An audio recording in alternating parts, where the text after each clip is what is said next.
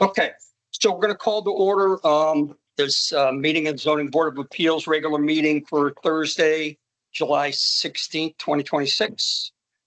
Starting the meeting at 6:30. Attendance, if we could go around the loop announcing our presence. Okay. Stephanie Mickle. Amy Hewitt, clerk. Kip Kotzen, acting chairperson, something like that. Nick Fulton. Richard Kurzweil. Sylvia Rapaska, counsel. Eric Dabson, enforcement officer. And we have we like to read the instructions for applicants before the start of the meeting to facilitate efficient review. The evidence that an unusual hardship exists based on strict application of zoning regulations due to some peculiar condition of the property itself, and that the condition does not generally affect other properties in the district. Whether any reduction of legal pre-existing nonconformity is proposed. Evidence that the variance required is the minimum necessary to alleviate the unusual hardship and allow reasonable use of the property. And evidence that the variance requested are in harmony with the intent and purpose of the zoning regulations and the comprehensive zoning plan. And if there is any coastal site plan review, we'll take that into consideration.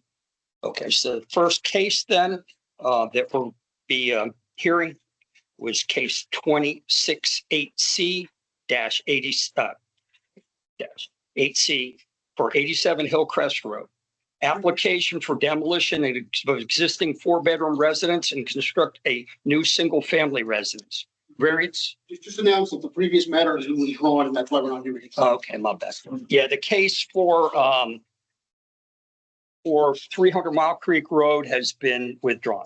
So if anybody's here to hear comments about 300 Mile Creek Road, it has been withdrawn. 87 Hillcrest Road. Yeah, that's what we're going for. Yeah, so you can come on up, Will, and anybody that's interested that's going to be presenting. So once again, I read the information we have for this application. Application for demolition of existing 4-bedroom residence and construct a new single-family residence. Variances requested are maximum stories, maximum height, maximum floor area, maximum building structure coverage, and maximum ground coverage on a non-conforming R10 lot. A coastal site plan review has also been submitted. Karen Galvin, applicant. There is a non-conforming structure on a non-conforming R10 lot. The variance requested are 10.1.4 maximum stories, 10.1.5 maximum height, 10.1.6 minimum street setback from 3 streets, 10.1.8 minimum side setback, 10.1.9 maximum floor area, 10.1.10 maximum building structure coverage, and 10.1.11 maximum ground coverage. So if we could get a presentation on what you'd like to say about the case. Yeah, you please. got it. My name is Raymond Malinowski, Indigo Land Design, here with Pete and Rich Finnegan, as well as the Galvins, property owners and applicants. Joe Rent's listening in on my phone right now, but he's at his kid's baseball game in Saratoga Springs, if you remember last year. But yeah, I guess just to get started on this one. So what we're proposing here today is a tear down and rebuild of the existing house. This is shaded in yellow here. I hope you can all see. This house is situated on this existing non-conforming lot. It should be noted that this lot is 3,413 square feet, where the minimum required is 10,000 square feet. On top of that, it has the unique hardship of being on this kind of triple corner lot with Hillcrest Road, Champion Road, and Sargent Road. That all eats into the potential buildable area on the lot, such that we have a 25 feet street line setback from each one of these street lines. What we're proposing to do is to tear down that existing yellow footprint and bring up this proposed house. The house will be on sewer and public water, so there was no need for public health department review. One thing to note about this house is we have elected to design the house location to be essentially in the same location as the existing house, which is non-conforming except for the Sargent Road street line setback, of which we are pulling back. The idea behind the placement is we did not want to encroach any further onto any setback. However, we did want to propose at least a reduction where we could, which we are electing to do at Sargent Road. We're also reducing existing nonconformities down to Champion Road, as there's an existing structure that is closer than anything we are proposing, which is the existing deck. I also want to mention some of the existing impervious features on the lot. We are electing to replace all of these features with pervious. I believe we're electing to replace them with pervious paver driveways as opposed to existing brick driveways. This plan does require a coastal site plan application. So part of the reason behind some of these variables is to ensure that we are abiding by Connecticut's requirements for their coastal site plan applications. I also want to read just a couple of our items from our ZBA application that we have submitted, and you all have copies too. Just kind of like as a refresher from my brief description, to start, variances requested to allow, the proposed variances are requested to allow the existing 3-story 4-bedroom residence to be demolished and reconstructed with a new single-family residence in substantially the same location to accommodate the proposed design on this highly constrained lot. Variants are requested for max gross floor area from 25% to 72.8%, or 2,486 square feet. Max lot coverage 30% to 37.8%. Total ground coverage 30% to 38.3%. Building height, number of stories, all setbacks for nearly all structures on the lot. While these variances are required, the proposed project will reduce the existing nonconformities, as I have discussed, with ground coverage, lot coverage, gross floor area, building height, and several setbacks I previously mentioned being reduced. The subject property presents several unique hardship conditions. As mentioned before, the lot is extremely small, non-conforming, with only 3,413 square feet within an R10 zone, which requires 10,000 square feet. The property sits uniquely at the junction of 3 private roads, and therefore the buildable area is restricted to about only 7% of the existing lot area, which is 246.5 square feet. Compounding these constraints, the lot exhibits a natural steep slope exceeding 15%, which presents topographical challenges, and therefore it does bite into what we can do with building height as well, of which we are reducing. In regard to the unusual hardship, since many of these Point of Woods properties tend to be smaller than the minimum required. Unlike most in the R10 district, at least, this one does have 3 street frontages with Sargent Road, Champion Road, and Hillcrest Road. This unique configuration imposes street line setback requirements on 3 sides of the property simultaneously, which is not shared by most other lots in the zone. The lot is further constrained by the steep slopes, which are unusual for the Point of Woods community. And the existing residence was also constructed in 1939, which was before the adoption of the zoning regulations. Furthermore, the proposed project will result in meaningful reductions to existing nonconformities. Max building height will be reduced from 32.8 feet to 26.2 feet. which is a substantial improvement of 6.6. Total ground coverage will be reduced from 46.4% to 38.3%, representing an overall reduction of 6.6%, and an increase in pervious surfaces on the lots. Maximum lot coverage will be reduced from 38% to 37%. Maximum gross floor area will be reduced from 82.2% to 72.8%. Setback distances to Sergeant Road and Champion Road will also improve. And the new construction will meet all current building, fire, safety, and energy codes, replacing a structure originally built in 1939.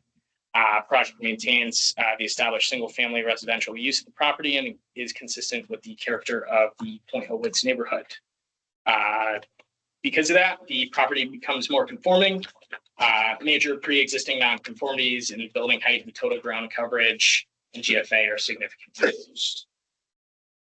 Furthermore, I also have a couple of letters of support from neighbors. Just to confirm if you have these on file already from Margot and Jack Harney. But I'll read these into the record. From Margot Harney to the zoning board, we are writing in favor of the application for demolition of 87 Hillcrest Road. Our home is across the street, 86 Hillcrest Road.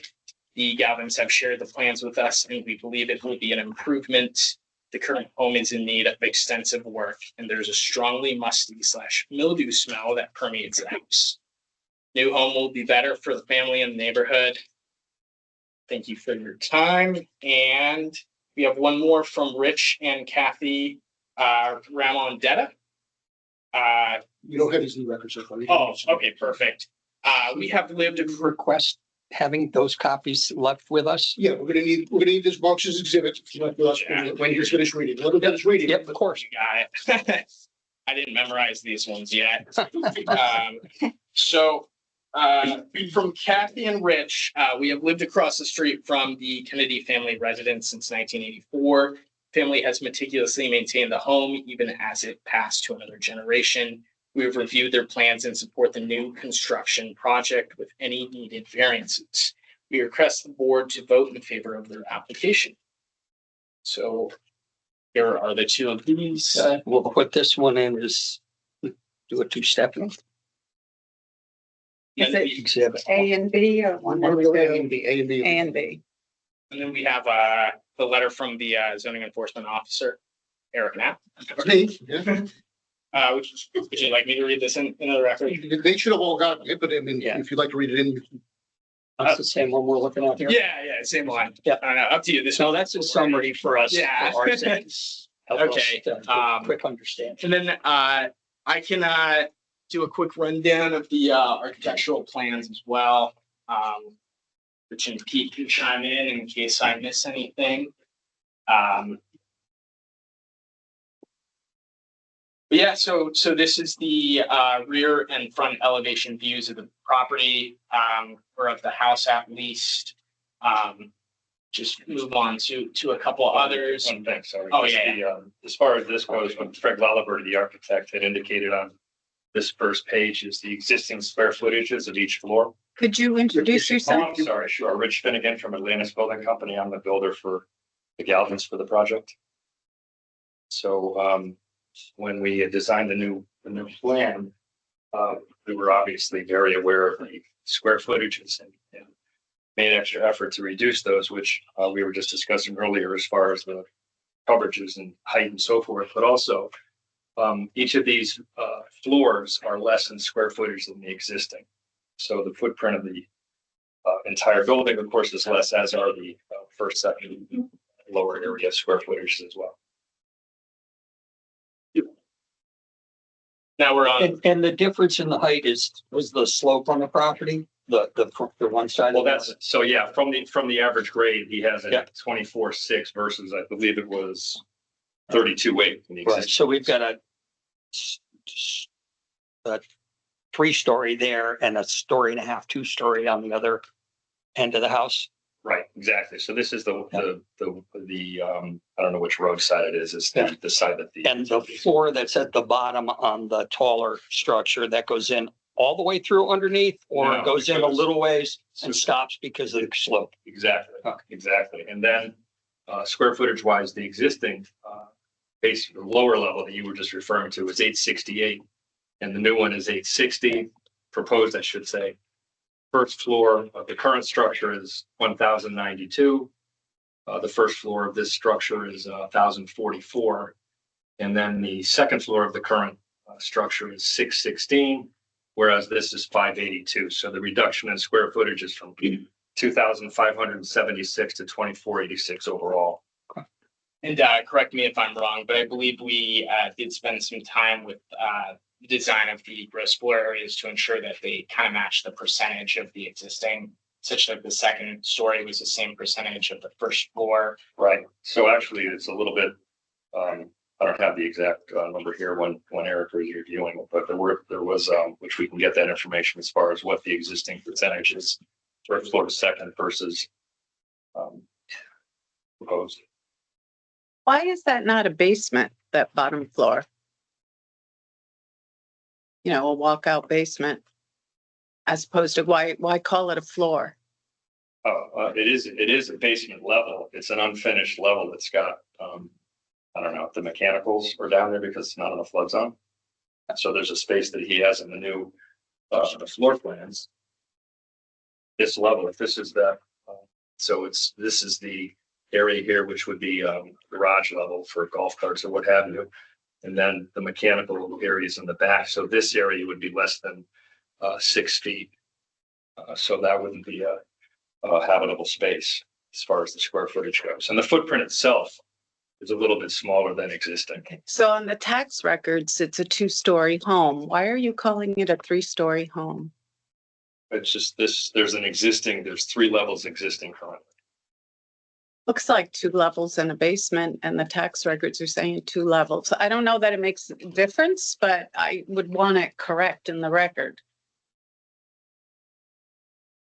We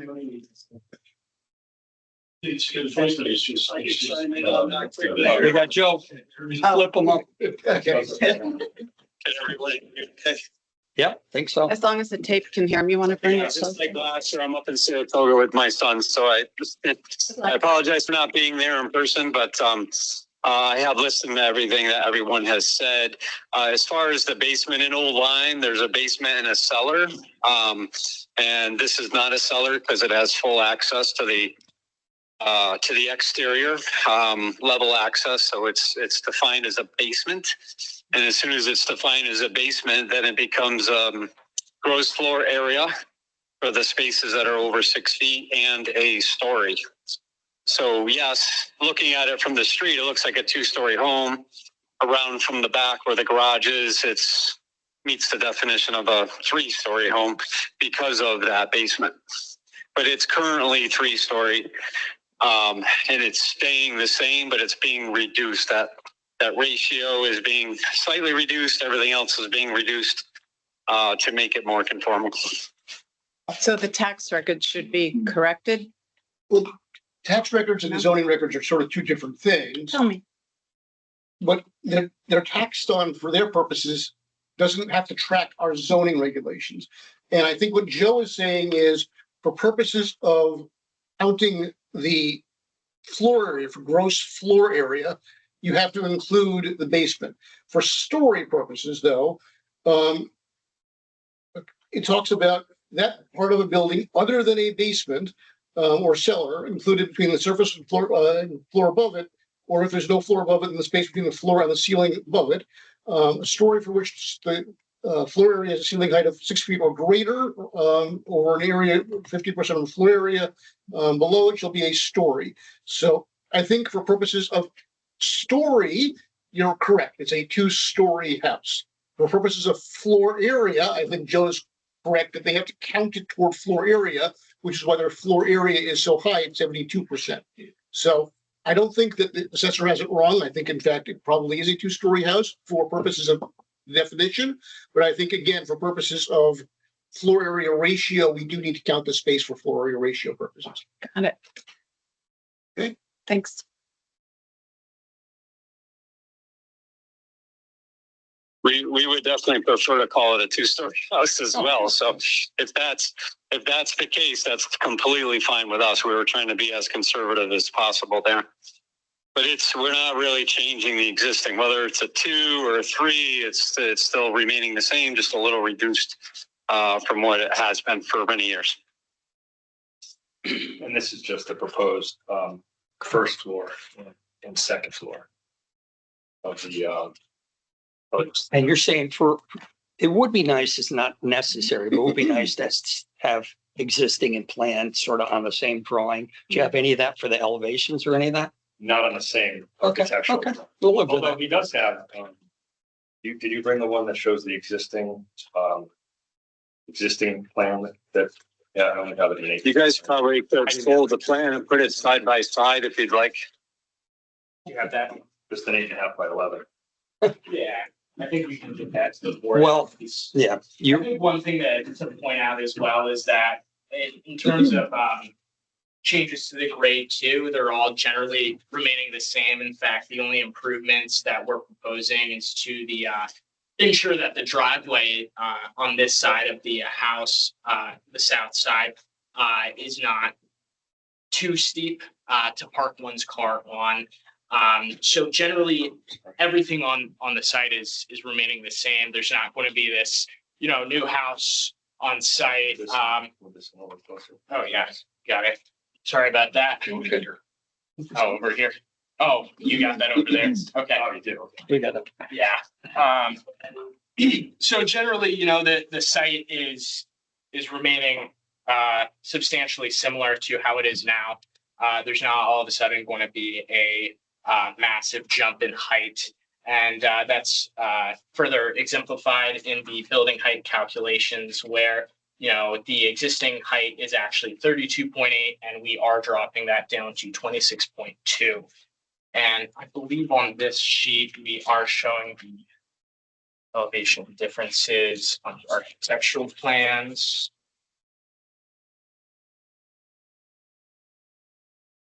Right here. So these are the right and left side elevation views.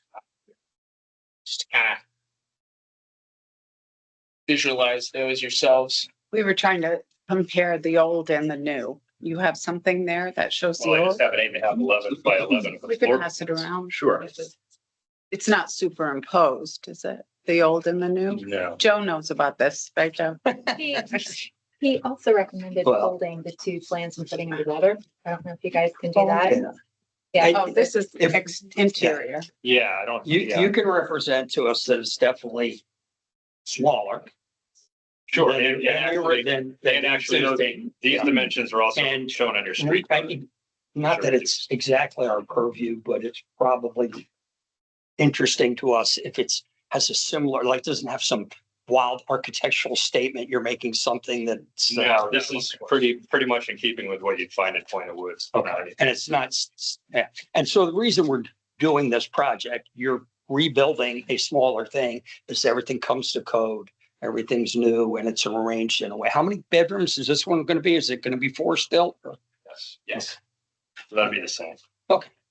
Although the bedrooms are, in most cases, slightly smaller. And for the pervious issues, the bricks, are those mortar? Is that a mortar brick or is it just laid brick? It's just laid in sand. Okay, so it's not, yeah.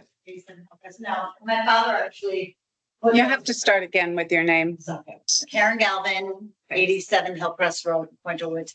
My father actually put the driveway in himself by hand and it's not cemented in, it's just in sand. Yeah, because Joe knows that we love it if there's an increase in perviousness, Right. if there's more water infiltration on the property. It doesn't seem to me that you're going to need to make that case very deeply, but if there's anything you could give us for details on how, There's a few concrete pads okay, there those that are going to be going. at the end of both the brick driveways, those would be going, there's a small walkway from where so that stuff. It's not a major change, but a change for the better nonetheless. I think Joe indicates on the plan that Yeah. the any of the solid surfaces would be pervious. Yes, yep, yeah, so those driveway areas will be pervious, and we do show in our proposed coverage tables, one, a reduction between existing and proposed. But two, the elimination of those features, just to back up what Karen was saying earlier. Okay. Did you say it's gonna be 4 bedrooms? I'm only seeing 3 up there. So There they, one on the floor, yes, on the first floor. on the first floor? Yeah. Okay. It's sort of a flex room, Flex room, But- that's about. but according to health code, it would be considered a bedroom because it's access to a bathroom. Alright. Won't be used as such necessarily, but that's what it would technically be. Okay. Yeah. We, I know it is smaller, it's measuring smaller. I just don't really understand how, because you have the center section and then the existing house has like the 2 enclosed porches or something like on either side. And now it's going to be straight up from those porches. So the- Yes, the, but it's architect- somehow it's still measuring less. So this is the front elevation and rear elevation, but side elevation, I think I might highlight this a little better. so more of the floor plan. So this, on the current footprint of the existing home, this part, there's an interior wall here, because that's a converted porch, like a lot of these houses. Yeah. And a lot of the beach communities have the same thing. Mhm. So the difference here is, that wall is going to be removed in the new plan, and this is all, one open room. And then there's a floor above that. Correct. Which is back in this vicinity, just like on the existing house, it's set back. It won't, And actually, the second floor on this one, just like the first floor, is actually smaller in square footage slightly, but it is smaller than the existing. so it wouldn't be even with that front. No, it's set back. It is set back. Correct. So if we go to this front elevation, the second floor is up here. So here's the Oh, first, yeah. the I roof, see. right? So it's, Uh-huh. if we take, the confusing part might be actually, do the side view again, right. Because the third, last page. I always put these in random order. But, there we go. So if you take this, this is the one to look at. So this would be the right side elevation. This is the part that walks out, the basement level, if you will. So with this elevation, this second floor line is set back in the front of the home. Mhm. But not in the back. In the No, back, correct. it's gonna be, On the back side, that's this here, which you can see on plan. This is the full wall of the first floor. And the second floor is this portion here. Do we have a front elevation? Is that this one? Yeah, that's a sheet. The rear. So that's the rear. There's a reverse gable, but this portion of this space that's above 6 feet is that middle so portion. it's just less than 6 feet there. Correct. but Because it's the way the still- gable comes down. Oh, in the setback. Yes, and that wall is pulled back. So if you go back over here, that is the setback that we are reducing. So this existing yellow I is can't see the the existing yellow. footprint. Yeah, we should have picked a different color. Yeah, green. or something. I know we have like the whole red, white, and blue here, but this yellow footprint is existing.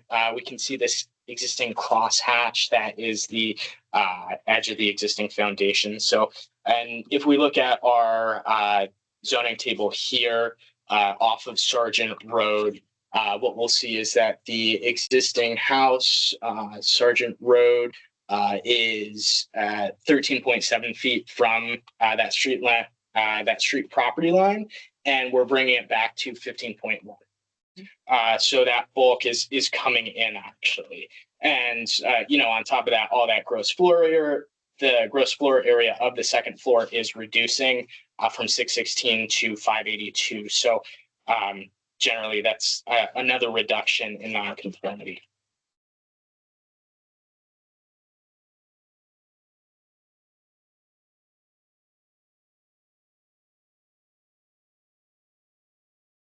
Okay, anybody have any other questions or comments? Okay, like to open it up to comments from the public. Anyone like to speak in favor of this application?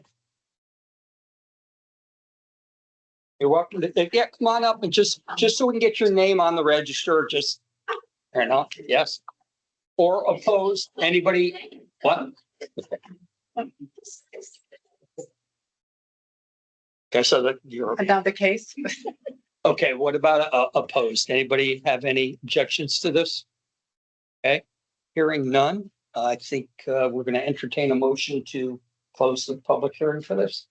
Before that, Yep, please. so in the beginning, I didn't hear who is seated. Do we have 5? You have 5, exactly, yes. Okay. Okay, thank you. You okay with that? You guys Yes. okay with moving forward with 5?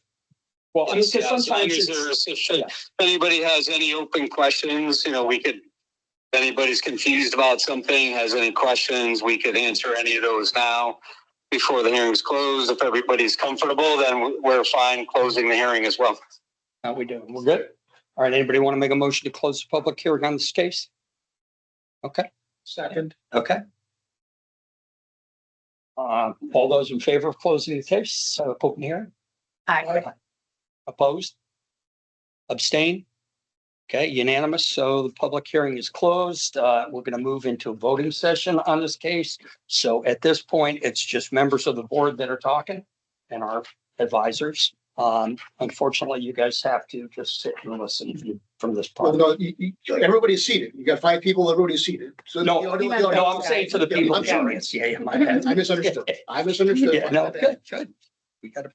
You gotta be checking me. No, I, All right. So, anybody want to start up comments on the issue? Several reductions in nonconformities. Yeah. That's going to have to be the major thing that carries this. The major thing, yeah.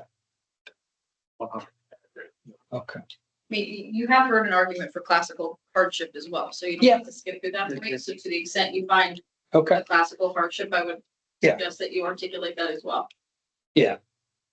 I think this is going to be substantially what it currently is, which is a pre-existing non-conforming, legal pre-existing non-conformity, and it'll be reduced and you'll have a safer structure because we're constrained to build safer nowadays. So that's a net positive for the I think community. what Sylvia's also hard getting to is Yeah. it's a very small lot. Yeah. It is got 3 fronts. It is steeply sloped. Those are all traditional reasons to grant a variance without even the reduction. So you might want to sort of incorporate that into what you're looking Yeah, at. yeah.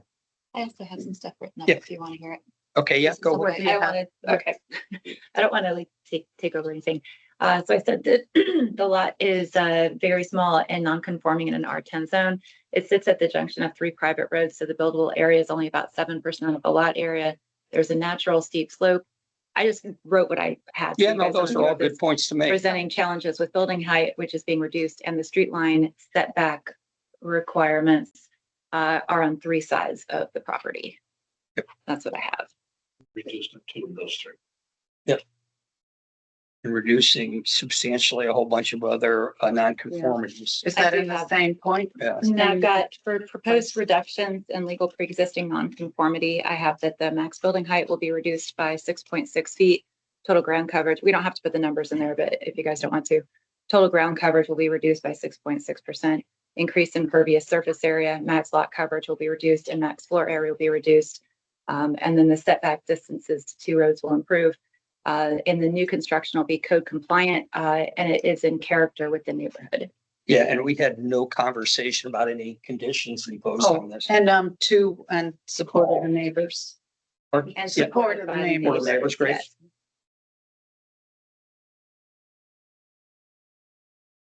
Okay, I guess we're done with our conversations, yes? Did you want to like change anything that I have or? That sounded good. How did that sound to you guys?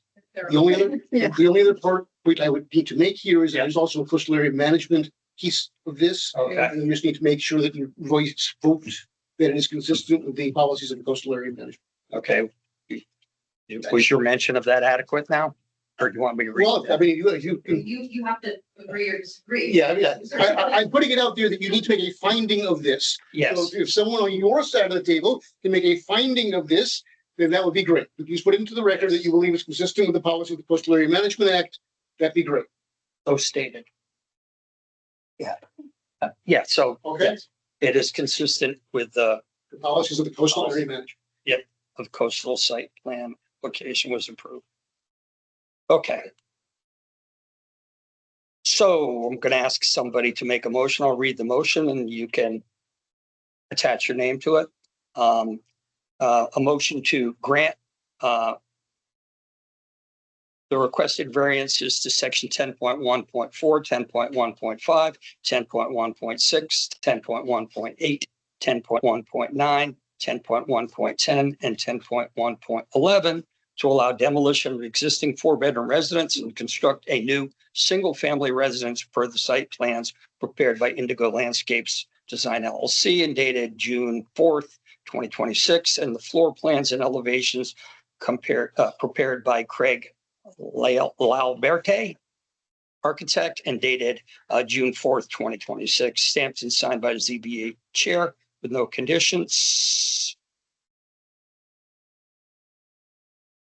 Coastal site plan application is approved. Well, so let's get a motion in a second on the first thing that you did. Okay. A motion to approve And as then- articulated, a second vote on that, and then do the concept. Okay. Okay, so would anybody like to make that motion? Okay. Second. Okay. All those in favor of this application? Aye. Opposed? Abstain? Decision is unanimous approval. So coastal site plan application is approved because it is consistent with all applicable coastal policies and does include all reasonable measures to mitigate adverse impacts.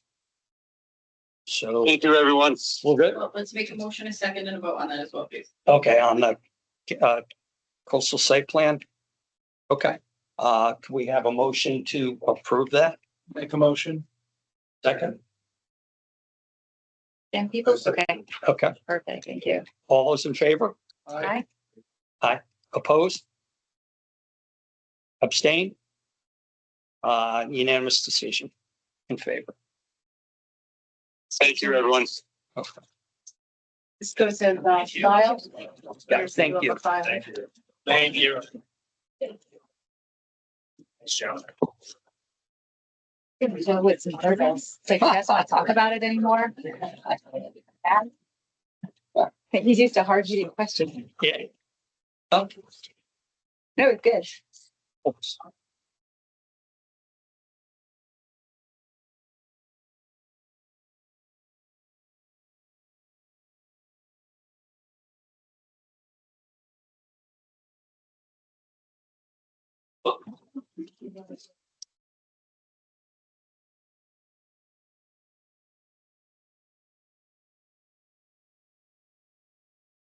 Thanks, everyone. Take care. I'm good.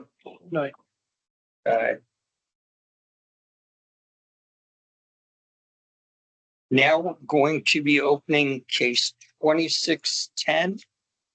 50 Shore Road, appeal from decision of zoning enforcement official to grant zoning permit of a privacy wall deck screening in an RU 40 zone. Robert Nixon and Janet Lage, In the mail. appellants. Eric, could you push close the door? I'm not sure which that is. Close the door.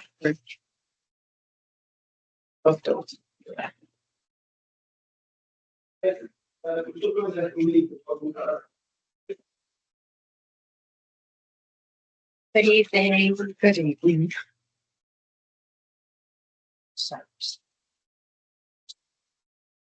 For the record, my name is Attorney Danielle Mercury.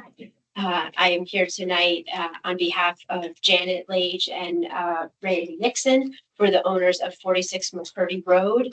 And as stated, we are appealing the decision to issue a land use compliance certificate for 50 Shore Road for adding some privacy walls to an existing deck. I previously submitted to Eric online just a copy of the application that was filed. So I don't know if you folks have seen that, but it's just a copy for each of you. Thank you. Thank you.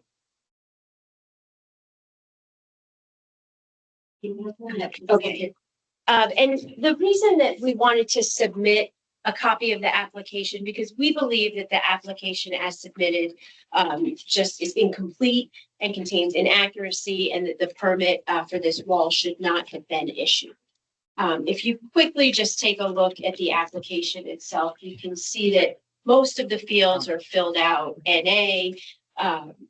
And from our perspective, the most significant thing that's missing is a plot plan or a site plan showing a zoning table, which would show compliance with the zoning regulation. When the application was submitted, which was submitted after these walls were already erected on the deck. So this is an after the fact submitted application. And if you look at the appeal that we originally filed, you can see there's a what's called a plot plan. But in my experience, it's not something that I would submit to a zoning officer showing zoning compliance. I mean, it's clearly something that's just been handwritten by the applicant. And we believe that the deck that was previously permitted, I believe back in 2005, in all likelihood, did not conform to the zoning regulations. And in 2005, when the deck was approved, it was another after the fact submitted application, and there is no record of zoning compliance for the deck. And so it's our belief that in all likelihood, the structure and the deck are non-conforming. And as you folks know, and as we saw from the variance application, you cannot expand or enlarge a non-conformity. And while this may not seem as significant as reconstruction of a house, the improvements that were added are significant to the neighbors next door. And part of that is because of the way that it's constructed. If you look at the pictures, it just doesn't look sturdy, stable, could be dangerous in high winds. But more importantly, it just doesn't seem like the property owner is following the rules and submitting sufficient information to demonstrate that this addition to the structure complies with zoning regulations. This lot is a small interior lot with no street frontage. I believe the only access is through a right of way. It's significantly undersized for the RU 40 zone that it's in, which requires 40,000 square feet. And this is a third of an acre. And if the applicant had submitted a site plan, plot plan, something that showed zoning compliance as to setbacks, as to building coverage, we probably wouldn't be here right now. And we wouldn't be here right now either because the application would comply with the zoning regulations, or it wouldn't, and maybe we would be here in the form of a variance, as you folks just saw. So we are requesting that this permit be revoked, and that the applicant, if they wish to continue to maintain this improvement, submit an application that shows compliance with the zoning regulations.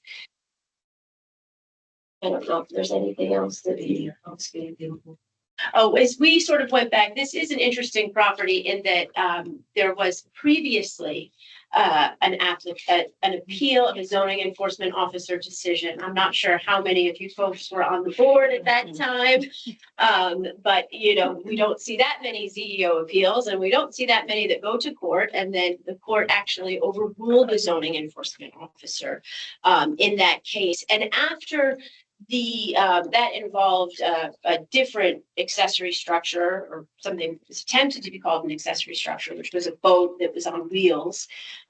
So it did the boat garage. So the zoning enforcement officer said it did not have to comply with the zoning regulations, and the court overturned that decision. And subsequently from that, which we also submitted a copy of, thank you, Janet, for reminding me, there was a prior order from the zoning enforcement officer in 2014 that the applicant, in addition to showing compliance for the boat garage, that the applicant was to show zoning compliance for all accessory structures on the property. And no action was ever taken on that. And somewhat understandably, zoning enforcement officers aren't, always have time or bandwidth to do enforcement. But now that we have this this permit pending before you, I think it's pertinent to show that the history of noncompliance of this property. And, if it is in compliance and a zoning table is shown that shows that, I think the next door neighbors, would not bring up the issue. But what they would like to see is a full zoning application showing compliance with the regulations. When was the deck built? Did you The say? deck was built in 2005. And so we are not here appealing the deck. It's the recent addition to the deck, which is not an insignificant wall. It's, relatively high. It's something that the neighbors can see. And it does, certainly seem to possibly present some safety issues.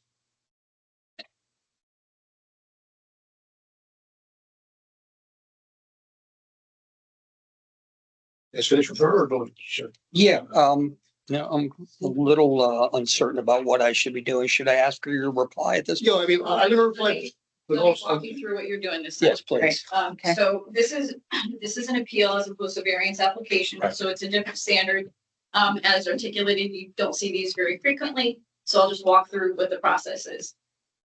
So in this case, there is someone that is disagreeing with obviously Eric's decision. Yep. That person goes first in making a presentation, which they have. If you have any questions with respect to that, you can ask. And to the extent Eric, as the zoning enforcement officer, has any questions, he can ask as well.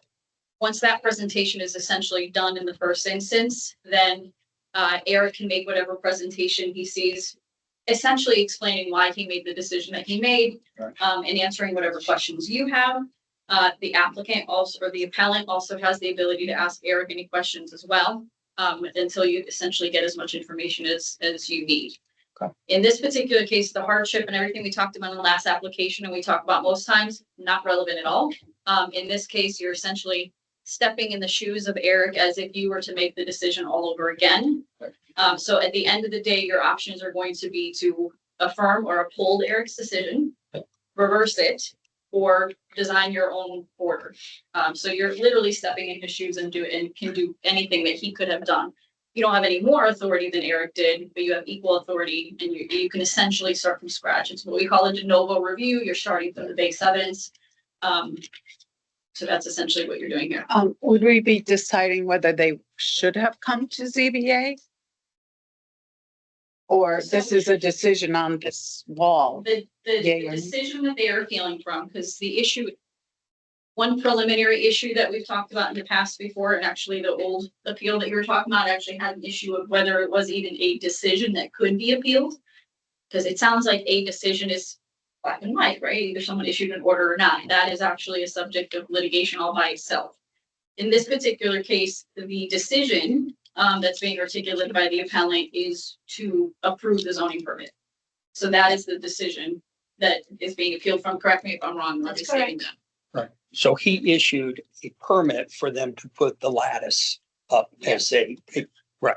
And there's a deck that pre-existed and that was not part of It is legal. not, no, and I'll get to that in a second. And I suppose I would like to ask them, I don't know if it's appropriate or not, do you have any documentation about relative distances here from your property to the structure that's been put in place? Okay. The same thing with the line of sight. Yeah. The picture didn't show line of sight from where the other house is located. Well, I think that's sort of one of the challenges to this application is because we don't have a survey, we don't have a plot plan. So, and I said to my clients, it's hard for me standing here to say, this is compliant, this is non-compliant, because we don't have any information. And so I'll let Eric explain his decision for that, but from where we're standing, given the size of the lot, given the size of the structure on the lot, it has all the bells and whistles of something that's non-conforming, and expansions, enlargements, non-conformities are prohibited. And so that is why we are here today. What's the? I don't even know how to ask the question. The permitting necessary to build a side wall on an existing deck. How does that play out? Well, it doesn't require a building permit, which is one of the usual thresholds, and the deck itself got a building permit, as you heard. But it does require a zoning permit. There is online this permit you can fill out that basically says, I would like permission from the zoning officer to put something up that doesn't need a building permit, but does trigger sort of zoning review. So that's what they did. Again, after the fact, by contesting that, it was already there and it's all started. So property owner said, I will submit that. They did submit an application. Very typical for applications of this sort. A lot of the fields are not filled in. This is just 3 panels on a deck. So the question for me was, did I have enough information to make my decision? And Kip, do you have a file on this thing here? Yeah, this is what I've got in here. Because. Yep. Okay. There's, If I dig down. this there- is a, okay. In the account, you had a copy earlier to Okay. the lawyer. This is what you got. Okay, so this is the building permit that was issued for the deck. It was signed by the building official, by statute, Connecticut General Statute 8-3 parentheses F. Every building permit gets a zoning review. So it was my understanding, even though I didn't see it on here, that this must have gotten a zoning review. I saw nothing to the contrary saying it didn't get a zoning review. The building permit was signed off on, and not appealed. There was no appeal of it back then under the zoning statutes. So we have a validly issued building permit, which had, again, as far as I can tell, a zoning review that was associated with it. And therefore, building permit, zoning permit, no appeal, valid permit from my standpoint. Fast forward 21 years, and here we are. They came in for an expansion of what was validly approved 21 years ago. So from my perspective, if the ZEO back then had enough information to approve it, I really have no different information. I admit it. There's no survey. But in the absence of any contrary information, if the ZEO then approved it, I really have no basis to deny it.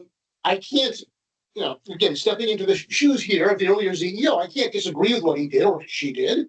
I sort of take it as a given, but I guess this was probably Ann Brown. It's 2005. So at this point, if Ann Brown had enough information to grant this or not object to it and let it go forward, then again, I think I would be denying someone property rights if I sort of second guessed that now and took away the ability to expand that deck. So that's kind of where we are today, which is validly issued deck permit 21 years ago, coming in for the 3 panels expanding the deck permit. I had no contrary evidence, so I approved it. Regarding issues of safety or sturdy or any of those things, that's not on me for zoning officer. My job is simply to look at it and say, does it meet the setbacks? Does it increase the coverage? Is it too high or any of those things? Couldn't see any of that evidence here. All I saw was 3 panels on a validly approved deck. Seemed to be okay from my standpoint. All the rest about whether you filled in all the proper boxes on the permit. Again, I have to be honest with you. For most of these, people don't fill in a lot of details. And as long as I have enough information to grant it, I usually grant it. Just because these are not, the people who are filling these out are not experts, they're not lawyers, they're not engineers. They're just people who are, again, putting some lattice on their deck. So I try and be as forgiving as possible, I guess, for lack of a better word. And if I think I have enough information, then I evaluate or grant the permit if I can grant it, or I write back to them saying, I can't grant it, and here's why. Can you solve this problem? Again, in this case, absent contrary evidence, I had a deck permit. I saw the deck permit was reviewed and granted. Again, stepping into the shoes of the ZEO from then, I said, well, if they thought it was okay, I'm going to go with it today. And that's really as simple as, as I can make it, why I granted the permit. I agree. There is no survey. There is, all the things that you would love to see in a very expensive application, we're not seeing here on a lattice for a deck. And I think that's probably the case on most of these applications. When someone is putting in a condenser, when someone is putting in propane tanks, when somebody's putting in a relatively minor accessory structure, I don't get surveys. I just don't. I get people who hand draw things and just mark the measured distance themselves. And if it meets whatever that measured distance is or my regulations, I grant it. So I don't think it's unusual in that respect. I think this is fairly typical for an application of this sort that I would see. And again, I didn't have nothing stood out to me as a reason why I would deny this under the circumstances. So, Eric, can I ask two questions? And I think I know the answer to this, but I want to put it on the record. You said that the building permit was approved. Did you see any indication of a variance approval for the deck? No, there was no variance approval for the deck. So therefore, we assume that there wasn't a variance. There was a determination that a variance wasn't needed, and therefore a building permit was approved. Yes, I think that's fair. And then have the regulations changed in any way since 2005 when the deck was originally to reduce the setback? No, all of the setbacks and everything are identical to where they were in 2005. Honestly, the setbacks for all of this stuff are probably identical to where they were in 1985 or 1875. The zoning regulations as far as that stuff have really not changed much almost ever. So I'm pretty confident that it was approvable then. The setbacks have not changed since. For zoning consideration, that lattice structure at the edge of the fence would not be something that would take a legal deck and turn it into a non-conforming structure. Because it doesn't have a roof. It doesn't, you're not enclosing anything. Right. You're not creating. From a zoning point of view. You're not changing the percentages of things. Right. So I'm not worried that it altered any of the other things you usually look at, floor area ratio or coverage numbers or impervious surface or any of the things that we were looking at in the last application. So again, it doesn't really change much of anything at all. If that deck was in the setback, it could be increasing bulk in the setback. We don't know. We don't know if it was. There's also, again, sort of using a different statute, which is the fact that if it's been there for more than a certain amount of time, I can't enforce against it. That doesn't mean you can't expand it. And I concur, expanding non-conforming structures is a problem. But as a general rule, again, this deck has been there 21 years and no one has brought in evidence in that time that it is non-conforming. The argument is basically they haven't proved it's conforming. Okay, but again, they haven't proved it's non-conforming either. So we're sort of in the absence of evidence. Will the homeowners be speaking? So the homeowners, will they be speaking tonight? Yeah. Oh, they can't. Certainly the other property owner, I'll be speaking on behalf of my clients. I thought you meant did the homeowners speak? The homeowners can't speak. So I have a question for the appellate. What's the safety concern? It looks like it's properly built and secured to 2x4 posts. Well, no building permit was issued, and I have to say, if you were to go out and take a look at it, and this property is in a flood zone, it's in a hurricane inundation zone, so it's not something that I would want to stand next to if there were a wind event. But you could have a grill blow off of there that wouldn't be nailed down. That's true, but you don't need a zoning permit for a grill. No. What is how does the zoning permit get involved in a structure like this? If that's the regulatory structure, what's the reasoning for the zoning permit? Well, honestly, the reason is that I understood that there was a dispute between the parties here. And while potentially putting up 3 lattices may or may not require a zoning permit, I understood the importance of issuing a permit here so that they could come in front of you and test the validity of it. Ultimately, they have built more structure to the house. The house is in some way larger than it was. And even though it doesn't require a building permit, and Mark Whalen was pretty adamant it didn't require a building permit, it was an increase in the size in some way, shape, or form of the house, which is why I gave it a zoning permit. Traditionally, for accessory structures under 200 square feet, like a shed, you wouldn't grant a building permit, you grant a zoning permit. Again, in this particular case, it was sort of a very minor modification to the structure, which is why, as a minor modification, it doesn't require a coastal area management permit like you saw in the last application. It doesn't trigger the flood zone issue because it's not really a substantial improvement. All the things that would be triggered for a major application, you're not seeing here. But it as an expansion in some way to the house, I granted a zoning permit because I reviewed it and based on the fact that, again, there was a prior building permit issued for the deck. So is the order of events, everything was there, the deck was there and all, and then they put up the privacy fence or lattice, whatever.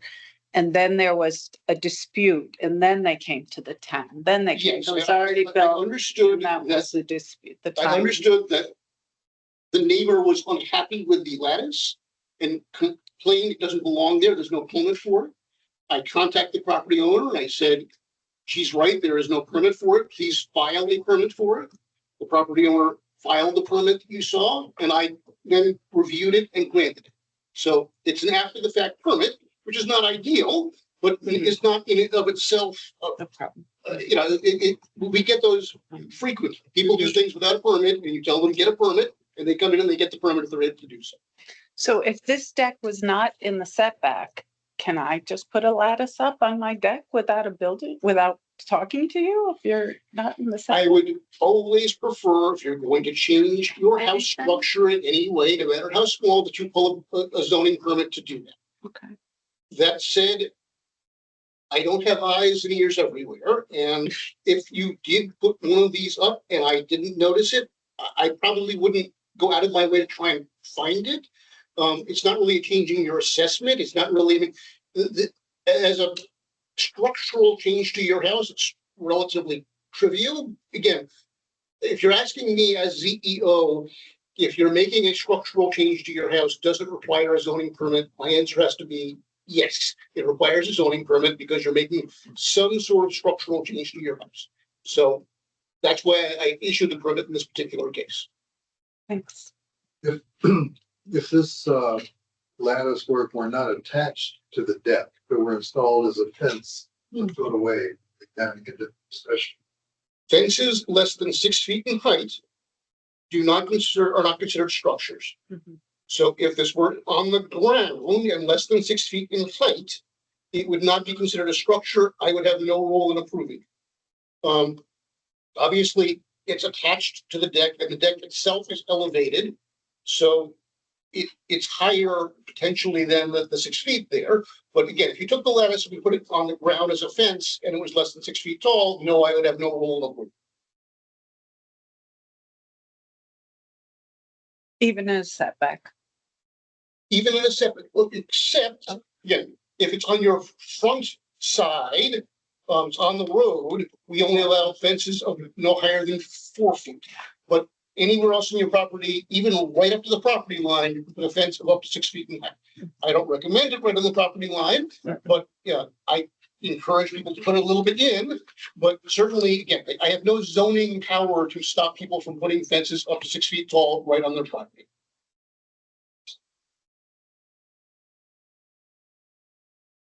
Okay, do we invite the responding property owners up to make their comments now? In this particular case, you can. I would, yes. Okay.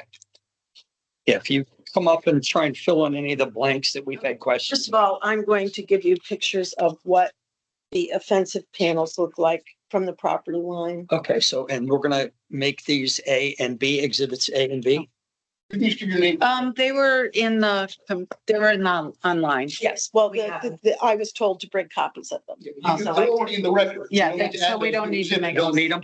Well, you don't label them as new exhibits. They're already in the record. That's what I'm saying. Or we can look at them. You can Yeah, look at them. Okay, so we'll They don't pass need, this they don't need new numbers, is what I'm saying.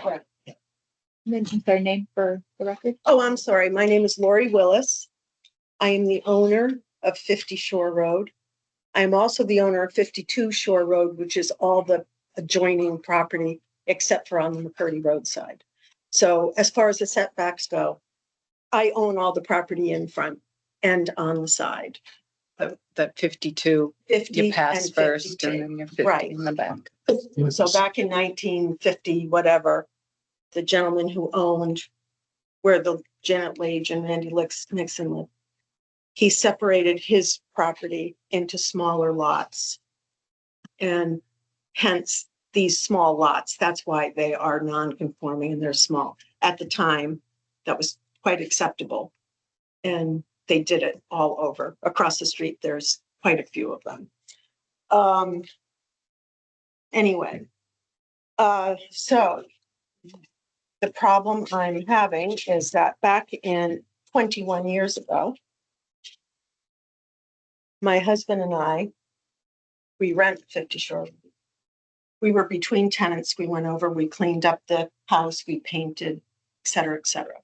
And we built a deck on the house because we were told that's what originally was supposed to be there. The builder told us, the owner who sold us property told us that.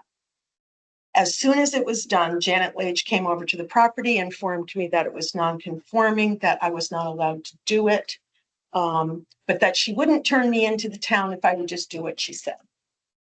And I said, well, I'm not going to be beholden to Janet Lage. And so I went to the town the next day, apologized, took a picture of the deck, said, I'm sorry, I didn't realize I needed a building permit. And he said, well, you do. So I said, well, what do I need to do? He says, fill out the permit, which I did. I have a copy of that permit right here. And then at that point, he came over, he inspected the whole deck, he measured it.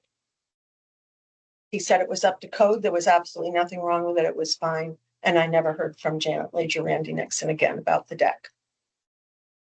Now, there is a fence between the two properties. And the fence, it belongs to Janet Lage and Randy Nixon. And it has deteriorated and become dilapidated. And as a result, there is a huge gap. If I could present these two pictures. There is a huge gap between their property and my tenant's property now. And this happened a year ago, March, and I've been waiting for them to fix their fence. They have not done it. So back in November, I sent Janet an email asking her if she was planning on fixing the fence. And if not, I would attend to it. And I never heard back from her. And come spring, my tenants were complaining that they had no privacy, that they were being watched constantly by the neighbors.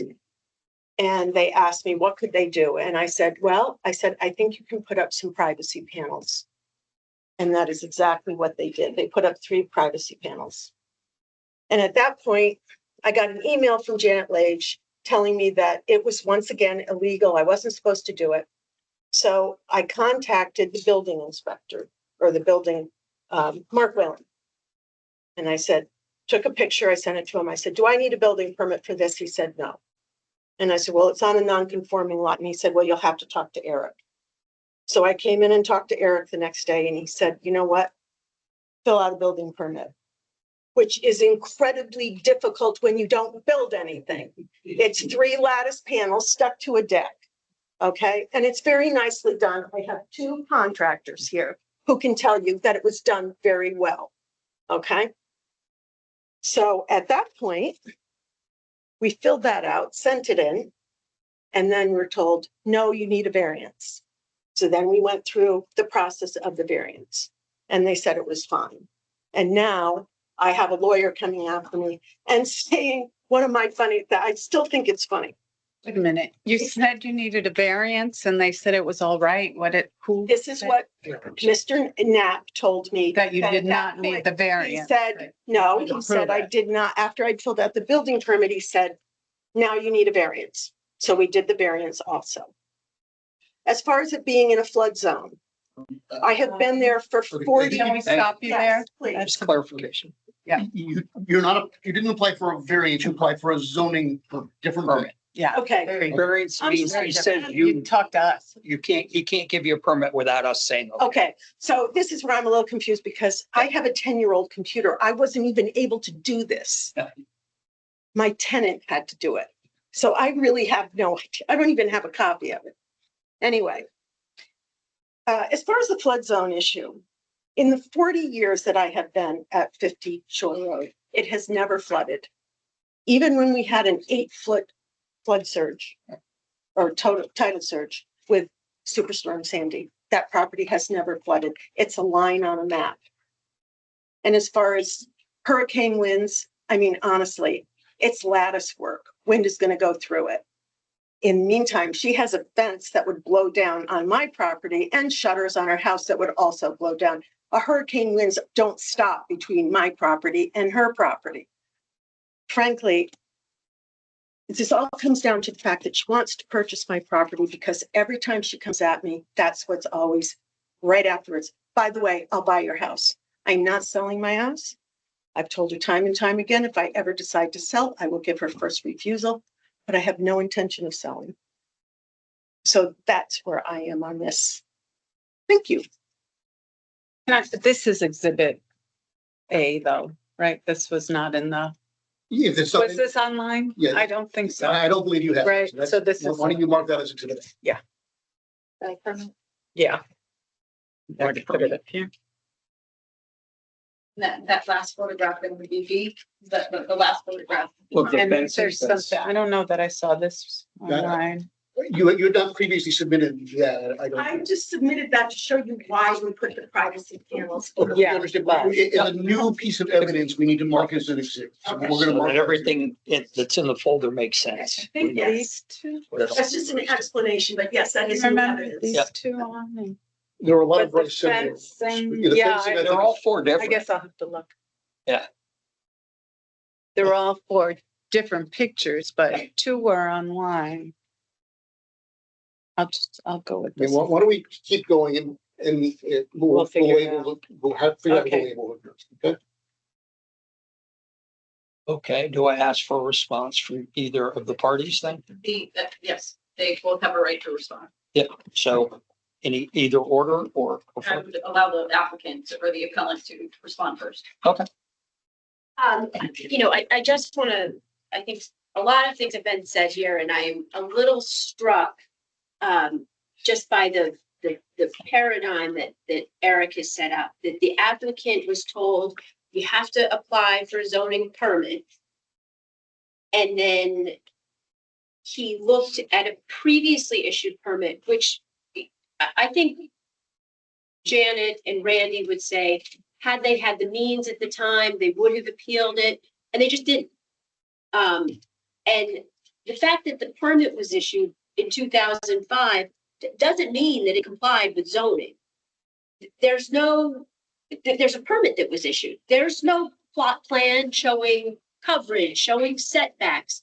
There is none of that. And we're not here today to appeal the 2005 permit. I think that we would acknowledge that that ship has sailed. However, if the deck is non-conforming, it cannot be expanded. And adding 2x4s, with privacy walls on it, you can call it lattice and it might seem insignificant. But Eric has acknowledged that is an extension, an expansion, an enlargement of the structure. And the burden is not on the next door neighbor to show that it doesn't comply. The burden is on the applicant to show that it complies. So I've never heard a zoning enforcement officer say, yes, you have to file for a permit, but no, you don't have to show it complies. It does not make any sense. If it has to have a zoning permit, it's got to show compliance. The application says it was filled out by the property owner. It doesn't say that it was filled out by the tenant. And clearly there's a history here between the parties. And I don't think that that's what's before you folks tonight. I think the question is, was this permit issued in compliance with the zoning regulations? And we don't know. Eric's basing his decision on an assumption that in 2005, Ann Brown properly issued the permit. And we know that in 2013, Ann Brown issued another permit that was not proper. So it doesn't seem fair, or maybe it wasn't an issuance of a permit. She didn't cause a cease and desist of that structure at the time. Yeah, I was there for that case. I understand, so I don't want to, and I'm not here Well, to. I think it was an interesting case. I'll say it that way. But the court and the board ruled in favor of Ann Brown and the court overturned it. So we have, I don't think we can make the assumption that because the deck was issued a permit in 2005, it complied with zoning. I don't see a piece of paper that says that. I'm going to jump in right now and disagree very strongly. It is a basic principle of administrative law that an unappealed permit is valid. Okay, that's just the law. The permit was issued, it wasn't appealed, it is valid. You can't go back and tell me because you failed to appeal something that there's a question of its validity. It was issued 21 years ago. It was not appealed. It is in effect today. It is a valid permit. And therefore, trying to question by something that happened 8 years later, Ann Brown issued a permit you didn't like, great. It was overturned, unimportant to this permit. This permit was issued. There was an appeal period. It wasn't appealed in the appeal period. It's a valid zoning permit. Under 8.3F, it's a valid zoning permit. I have no discretion in what to do about that permit. If that permit is valid, then this permit is valid. So I don't understand your interpretation of the law that an unappealed permit somehow has questionable validity. Administrative law on this is absolutely clear. Unappealed permits are valid. They can no longer be contested. Your failure to say, whatever the evidence was or it wasn't appealed, it's in effect, it has remained in effect for 21 years. So I guess I don't understand your interpretation of administrative law here. I just don't get it. My interpretation is that if there was any information before this board to show zoning compliance, we wouldn't be here right now. But there was no information to show zoning compliance in 2005. The permit was issued, but now you've allowed them to expand. And so you are allowing potential expansion of a nonconformity. You're doing it on the assumption that the permit was issued validly. You're That's not acknowledging an assumption. It was issued, it wasn't appealed. It's a valid permit. the permit was valid, so you are going to allow them to expand it. You're right. And you've acknowledged that this is an increase in the structure. You've said that. You're required, you asked them to get a zoning permit, and you said this is an expansion. And we have nothing to show that, issued validly or not, that this is not non-conforming. And you're asking the next door neighbors to prove that it's non-conforming instead of asking the applicant to demonstrate that it's conforming. Okay, we have prima facie evidence that a permit was issued for this footprint. Okay, the permit was issued for it, not appealed. I have evidence that I base my decision on that going vertically up from a validly issued permit is not an expansion of a non-conforming. That's, prima facie, a previous permit was issued, not appealed. It's going vertical from a previously issued permit. If you have contrary evidence, I haven't seen it. So I had evidence on my side. A permit was issued and was not appealed. You have no evidence on your side other than speculation about what might or might not have occurred. I don't understand how speculation is sufficient to overturn a previously valid permit. I just don't see that. I don't believe that expansion of the deck is not an increase in a non-conformity. And you've just waived the regulations without the requirements in the application. Plot plan. That's what section 18 of the regulations require. You haven't asked for that. What evidence are you presenting here that the deck is non-conforming? This is a very small lot. And regardless of the fact that the neighbor owns the property in front of it, it's a small lot located without any street frontage. So it looks like it's got more coverage than it should have. And it could encroach in the setbacks, but we don't have a survey or anything to show that. And your speculation is that the previous permit was not shouldn't have been issued. there's no, without a variance at there's least. no, there was no plot plan. There was nothing to show. And again, that was another, You don't know It's my that. understanding that we're not to consider that. well, I believe, We're only rolling on this. So, most so recent. Eric is correct that today, immediately after the appeal period passed from the original zoning permit, that is a valid permit, period. So the It's a deck is valid back. permit. It's a valid permit. Regardless of how Martians came down and told her, it's a valid permit. It's a valid permit. It's a reliable permit. So much so that the other piece that hasn't been referenced in this express way, but I'll put on the record, is it's a valid permit. It can be relied on by the property owner from the perspective of municipal sovereignty, such that if Eric were to actually enforce against the lattice, there would be an argument for municipal sovereignty based on the validity of the original permit. So that original zoning permit, which is deemed valid and solid and written in stone, is a variable that we need to contend to. So it is evidence of something. The other piece that I'm not sure whether we're contesting is a building permit to be approved.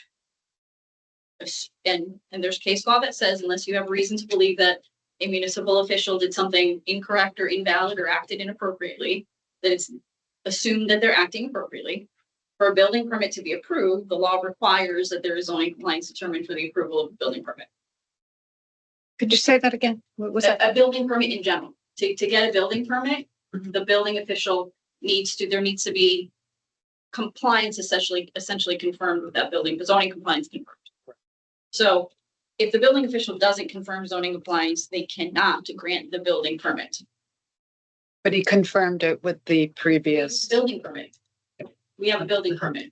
So absent evidence of some malfeasance or something like that, we have a building permit. It would have legally required zoning compliance. I believe Eric's testimony is that there is a zoning permit for the original deck. Is there? All I'm saying is we have the building permit, so I am assuming zoning compliant to that point in time, because I have no contrary knowledge that somehow there was no checking in with the zoning officer. I presume as a regular course of business for all building permits issued at that point in time, that the zoning officer had to check off. And knowing Ian Brown back then, representing Ian Brown back then, I can tell you that's just how things were done. She didn't sign the building permit application back.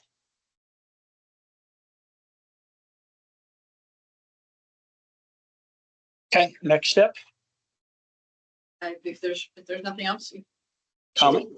Randy Nixon, Coming up.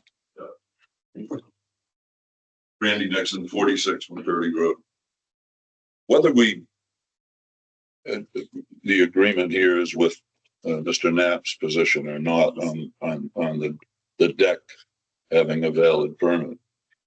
The question that really comes home to me is you've got an application requirement to be filled out.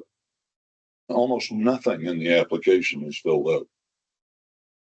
How do you approve a permit application when none of the information that's required and erroneous, untrue information is included in that application? And you say that happens all the time. If that happens all the time and you approve it all the time, you shouldn't be in this job, mister. That's my position. So What was I'm the gonna- erroneous information?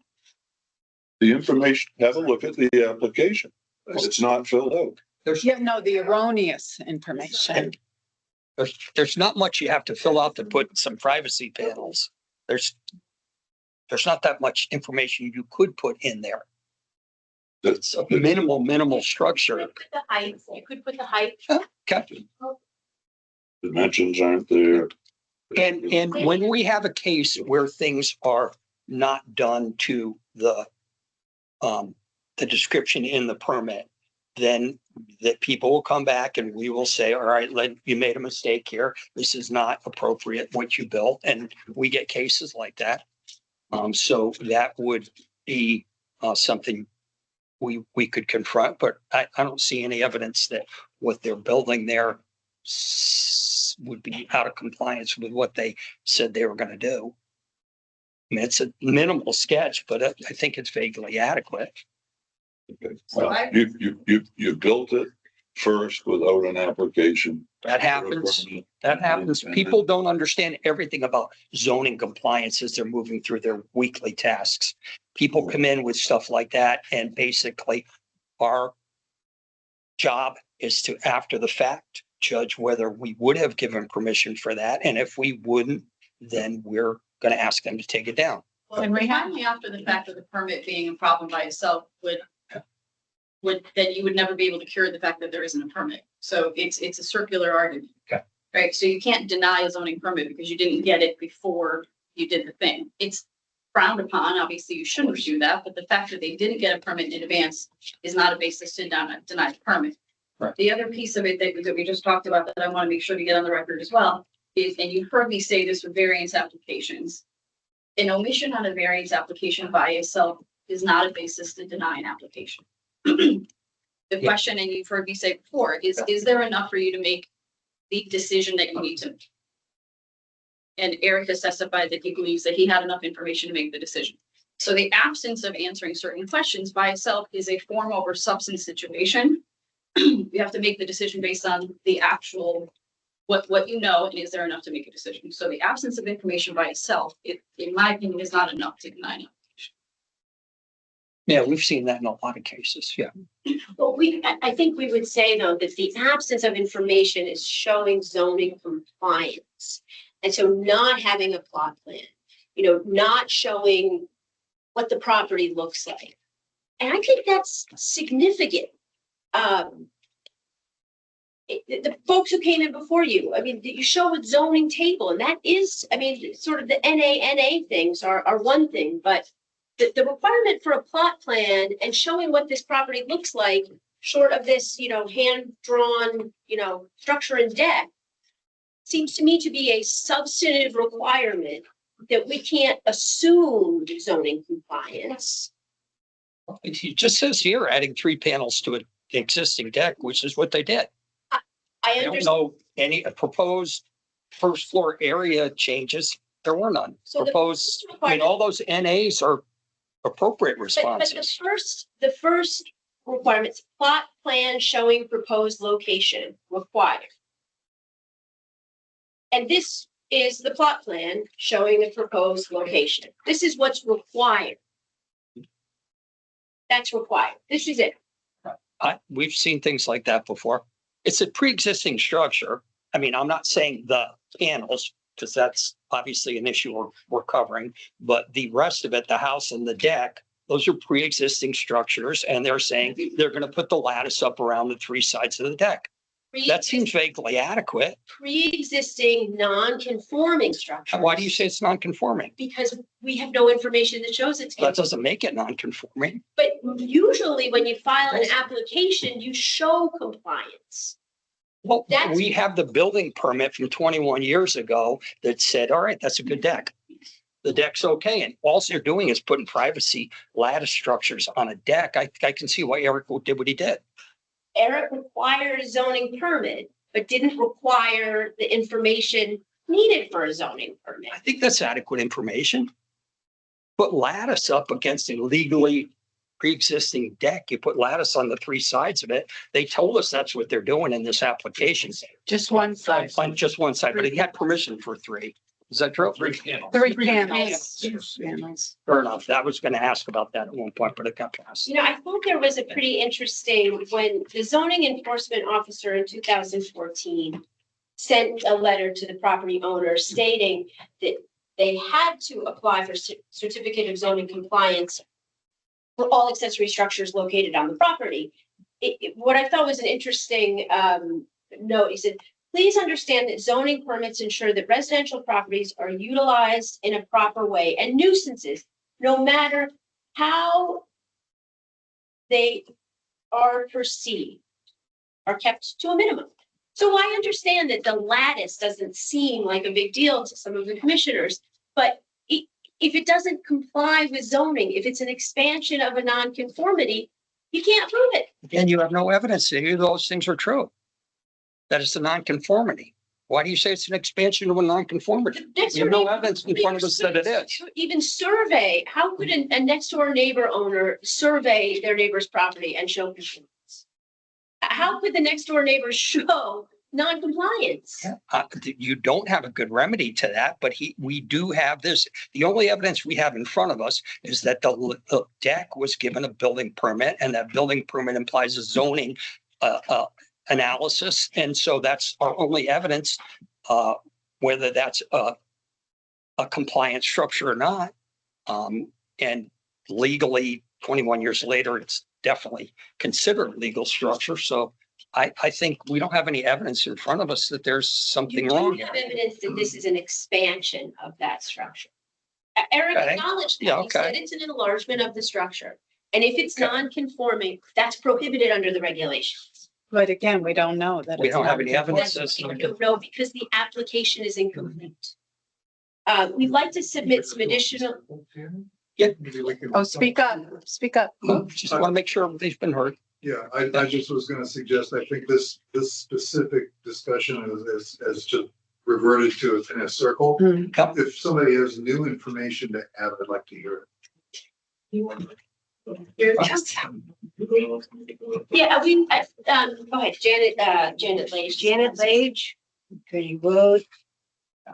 And you're adjoining the property on the side of the fence, the side of the lattice? Is that where your property is? Their 100-foot window is what, because it's a horseshoe property. I'll show you better. Okay. And we're on the side. Do you have a map? I do. Great. Well, here is my view. And I got different things, flood zone, wetlands. This will go with that. And, well, you can see on the, Let's pass it down, then I'll lay. and my house is here. I didn't know I had to bring pictures of my house. Do I? Yeah. I mean, Whatever you it is a wanna show us, compliance that's all. table. Actually, you know what? I'm going to just leave this with you.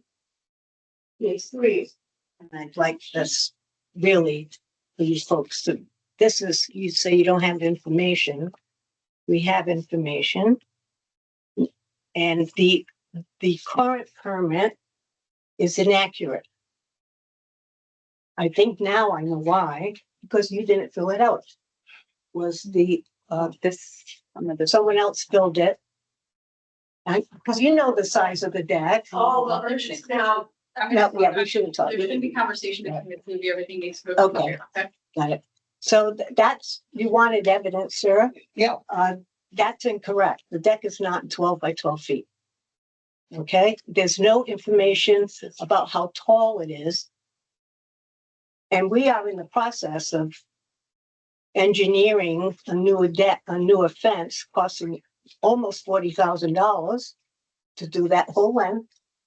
And you can't, I'm sorry it's taken so long, but it takes time to redo this. I mean, it's not my responsibility to make sure someone, a neighbor, has privacy. I'm trying to get the privacy by putting a fence. Okay, but I'm sorry it's taking too long. But that's the way it goes. Anyway, this addition to the deck, I can't put a fence, a privacy fence, 10 feet high. That's how tall this is. The panels are 8 feet tall to start with. And so it's at least 9 feet tall. So you're gonna get a permit, right? Before I you don't need start? a permit. My fence is going to be 6 feet tall. Oh, I thought you said, oh, You that's see what what I you're mean? referring to. I That's thought what you I'm were referring to. your- This, Oh. the structure that was added on is now taller than a fence.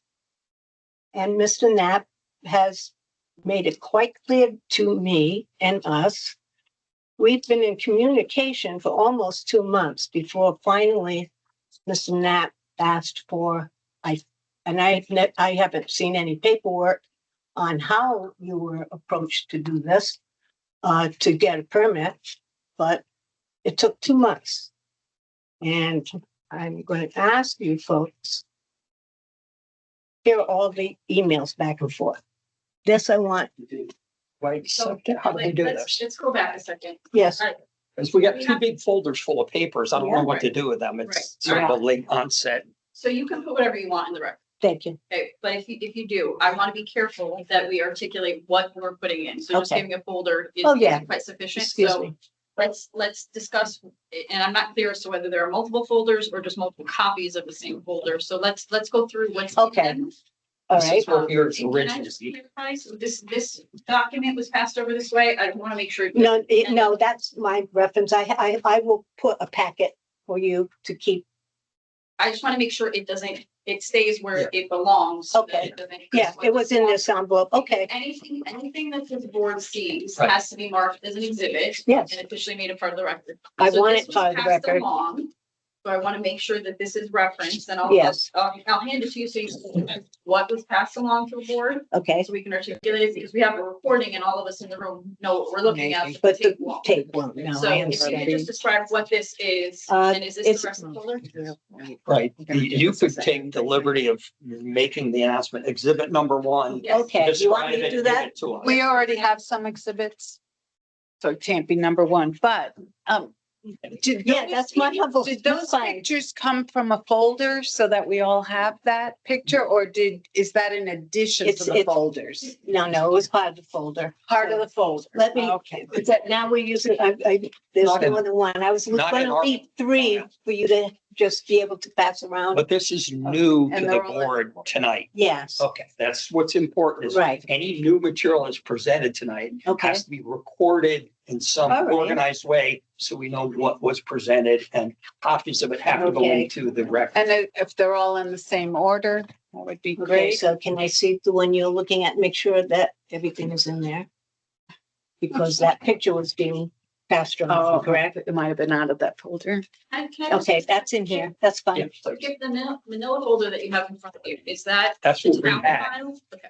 That's the file that we Yes. had. Manila folders all look a And little this will be the same. different. This is, the new stuff hasn't been added to this at all Okay. yet. So in that folder, if I'm. This not was the mistaken- original stuff. Yeah, that has the Almost no original. pictures. There's one little page full of. Yeah, it's the pictures that was in the application. When you say the original folder, do you mean the town's original folder? That's what I think it is. That's what I got in my, Meaning the town's record is what you have in your hand. that's what I believe is usually true. Theoretically, that is the record that was transmitted to the ZBA by the CEO.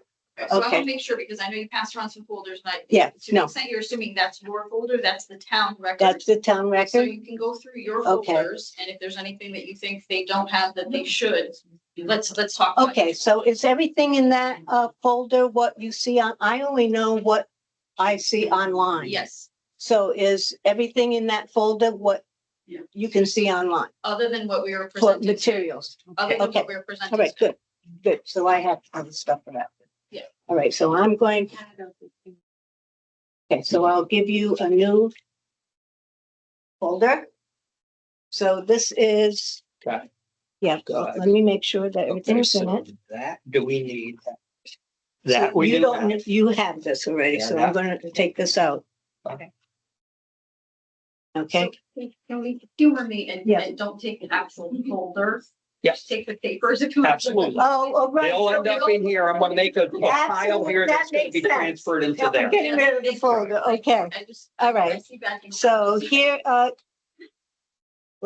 here is what, a zoning, table template. And just to give you an idea, there is nothing filled out in that. So, This is what we look at every, yes, Thanks. okay, so that's there. so this is not relevant to this thing? No, It it's is not relevant. blank. Not blank. It's filled out with, I don't know what property. No, it's just, An it's a example? question. Yes, it's an Oh. example. And the only thing You I filled out know a bunch about of the stuff. property is that has 15,000 feet as opposed to 40,000. And and I know the minimum square is off because it requires 150 and it only has 100. And it requires no more than 35% wetlands. And we don't know, you can't. Not wetlands. It doesn't inland- require Inland, wetlands. no, what's, wetland, how much can be in the wetlands? How much of the land can be wetlands to I assume. Help me out here. I'm not sure. I don't know either. I'm not a zoner. I I'm don't not know. sure why we're bringing this into the case. Has nothing to do with. It does, because It has it's part, nothing it's to part. do with the lot. The lot itself has not. Okay, I'm not gonna argue this. I'm just saying, this is just what is a zoning table. And just to let you know, I can't tell if it complies to anything. So I don't know if it's. You've given us our Yes. standard Yes. zoning Right. requirements and a table full of question marks, and this is an Because we don't exhibit. know what it is. Okay, that's what it, Should I accept that as an exhibit? She's offering you to use an exhibit. Okay. You're looking at it. I'm on There you go. to F. This will be what? F. okay. And here we have, another point I had about the application was that the photos that are in this folder that the owner put in was sent before it was finished. There wasn't as much lumber holding it together, et cetera. So this is a live, and it was the day it was built, a live photograph. It gives you a time date and where you can see better how it's constructed. So I'm gonna label that It's a structure. exhibit G. Yes. This is what you're saying is the complete structure. Yeah, okay, so this is just a, G. you can do the same with all the Okay, and then photos. this is exhibit, and if you would describe that, So they're all bound together. Yeah, they are. Okay. Oh, they're They're all bound bound together. together. You can speak them all together. Okay. You could, for the record, just count how many pages are in exhibit G. 1, 2, 3, 4, 5 pictures. Okay, Five. so that is, my view of the structure. So this is your view of the structure. Correct. Where was the other fence, the dilapidated fence? Does that show up in That's any what, of these? out of that 300 or so, I have many feet. There's only one section left. And that happens to be because And that was something that you as an owner of the property had built as a privacy, right, of the whole line, yes. Okay, but there's no pictures, additional pictures of that. no, it's Okay, on my Just side. asking. I didn't, it's not, Well, It's not they pretty. made the case that they were putting up the screening because the fence between your two properties had collapsed and they wanted privacy, so they put up a it fence. on collapsed their and I deck. took it out. Yeah. But there's a one section still there Okay, that's all I was asking. that still remains, but the whole thing is going to be replaced. It has nothing to do with whether they have privacy or not. I can't control that. So anyway, and this is the next alphabet letter for, Okay, this will be is H. from inside my house to let you know I can't escape it right now. Okay, this is 2 pictures Yes. from inside. Right. Is a paperclip sufficient? So can I ask you to just, we're getting a lot of feedback from the audience. Yeah. And everybody can have right to their opinion, but we're gonna pick this stuff up on the recording and we're gonna have muddled transcript. Yeah, if we could, everybody's got to wait their turn for vocalizing whatever Okay. important issues. And you're all here and you're going to all be invited to have conversations to say whatever you feel you need to say, but we do have to keep a clean transcript here. Is the paperclip sufficient to call it one exhibit? Yes. Okay, this is, if you want to say. And I'd just like to put in the record, the reason why I did this is because I was trying to wrap my head around also how in the world someone could get a permit for something when they don't have all the information, how Mr. Knapp could actually give a permit when he didn't know did he look at the information? Did he look at anything? So here you go. It is in flood zone. And so that is documentation of the zone it's in, AE, and I am disagreeing with Mr. Knapp. And I sent you emails on this, and that's in that will be part of all this. There is a state, I don't know, that's my lawyer, my law, what do you call the laws for the states? That you have to, in flood zone, you have to have, you're adding now this sale to a structure, and it needs a permit. And it needs a building permit specifically from the state of Connecticut because of it. And I sent specific information to them from the state that said, yes, it needs a special permit because it's so high. And still, Do you have that still the permit was correspondence? given. Excuse me? Do you have that Oh, correspondence Oh, well, with the state? you're gonna get all of my correspondence as an exhibit. Kim, can I just make Yeah. sure, so we're at Please. just I? This is I and this is the Just zones. reference What I is. Yeah. Yeah, it looks like it's a printout of the flood zone map where the subject property is located.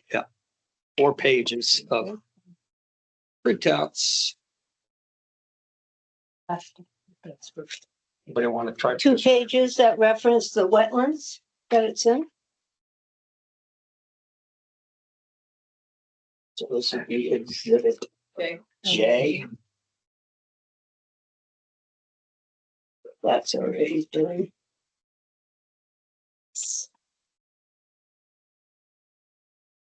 You've already got all this stuff down here. Yeah, but there's those things.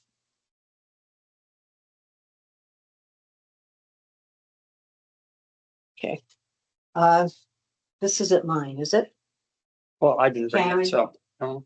Yeah, okay, I'm getting confused too myself, so hold on. So, and now to reference, I don't know why we're dealing with the deck. I know this much. It's pre-existing now. It's gonna stay that way. No one here, my husband and I, never asked for the deck to go away now. Yeah, you have no right to ask. No, I don't have any right to ask that, but I do have a right to say, You know that. I mean, we Just know in that. agreement on that. That's wonderful. But because of the emphasis Mr. Knapp was making all the time that, oh, it was legal when they did or whatever, it was faulty. It didn't have all of the sign-offs from health and whatever at the time. So that has nothing to do, I don't want it to go away. It's just so that you know, there's always been, because of not making sure everyone fills everything out in an application, things tumble and grow into nonconformities. Can I ask you a question? Mhm. Is your objection to this lattice, because you believe it's a threat to health and safety? That could very well, especially with Is the that- small is that- animals. is that your it- primary- No, the primary thing is because I do everything to the code and I get permits and everything else. And this thing, put a fence up there, put it six So you're- foot tall. Okay. Your objection is you think they're flouting the regulation? Yes. And it has nothing to do with the appearance? Oh, well, the appearance isn't great either, but no, it's because they're not, I can't, what I think is lovely isn't what anyone else would think is lovely. I get that.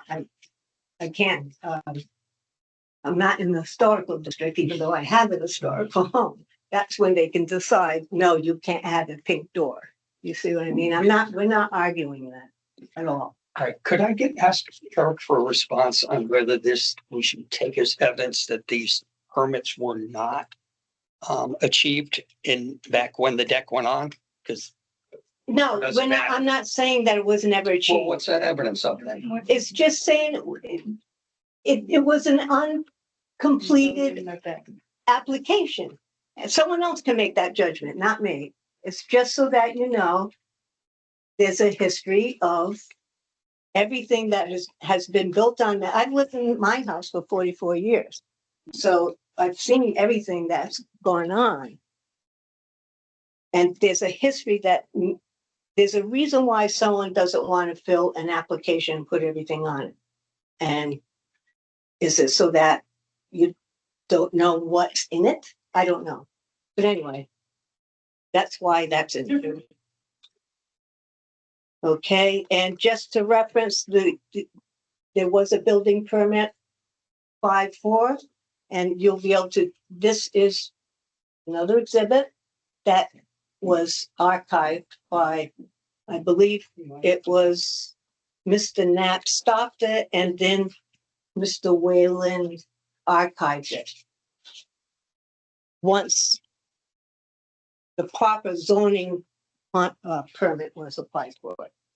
So, and I don't know now because the state of Connecticut has a code that you have to get a building permit for that sale on building.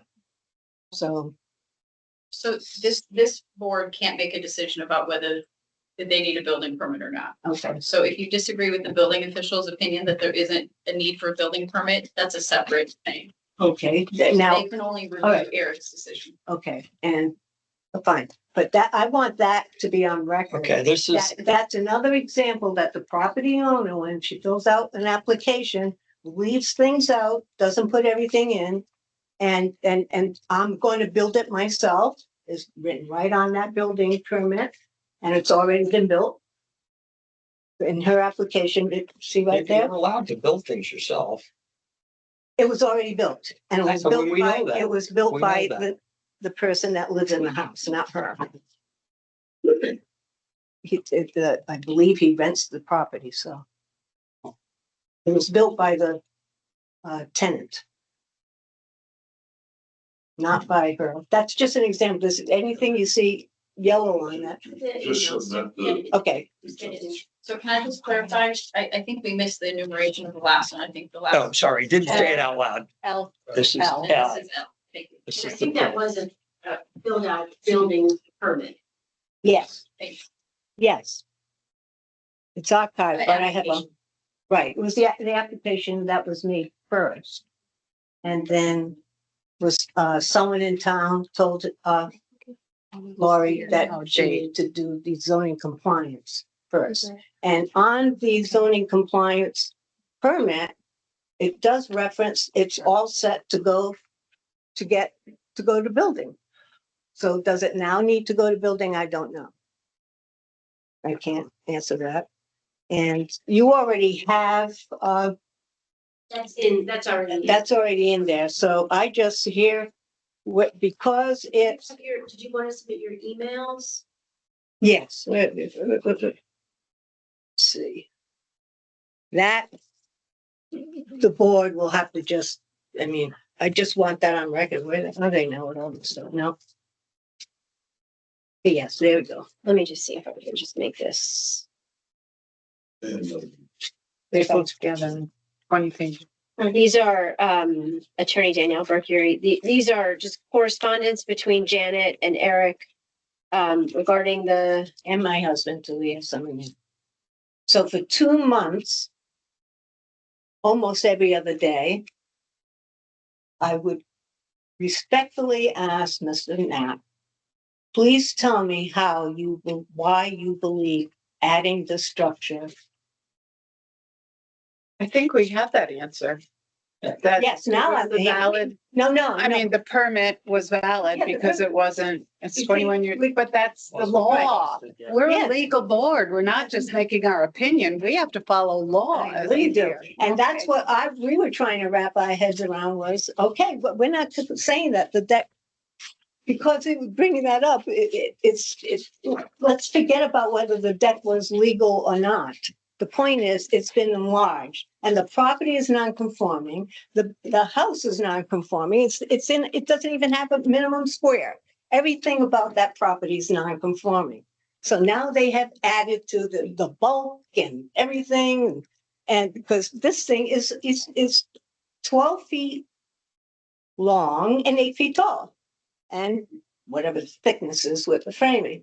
So it's adding at least 990 something square feet, and every foot counts in something that small. How do you get the, are you counting the vertical square feet? Yeah, Is it's a that what wall. you're counting? It's a wall. So the math is, it's 8 foot tall attached to deck, but the panels themselves, the lattice panels, frame lattice panels is 8 feet tall and 12 feet wide. So that's a structure.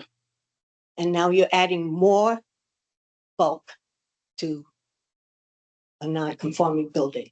So let's forget about the Where deck. did you get the non-conforming? You Yeah, keep we saying- can't, that's what we can't. Oh, well, it's on a lot that isn't conforming. It's what, yeah, like Doesn't people make come. the structure non-conforming.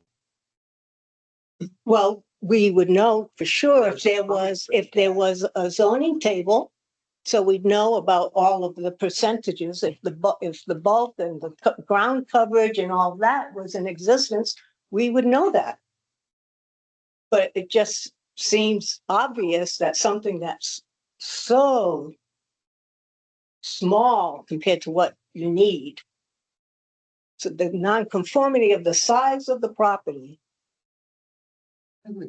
we've covered that, so we don't have to do that. So anyway, But, I think Janet wanted to submit the emails. as well. yes, that's so, Okay. this would Can we give make you that folks. one exhibit of Yes. many Yeah. pages? This will be exhibit M.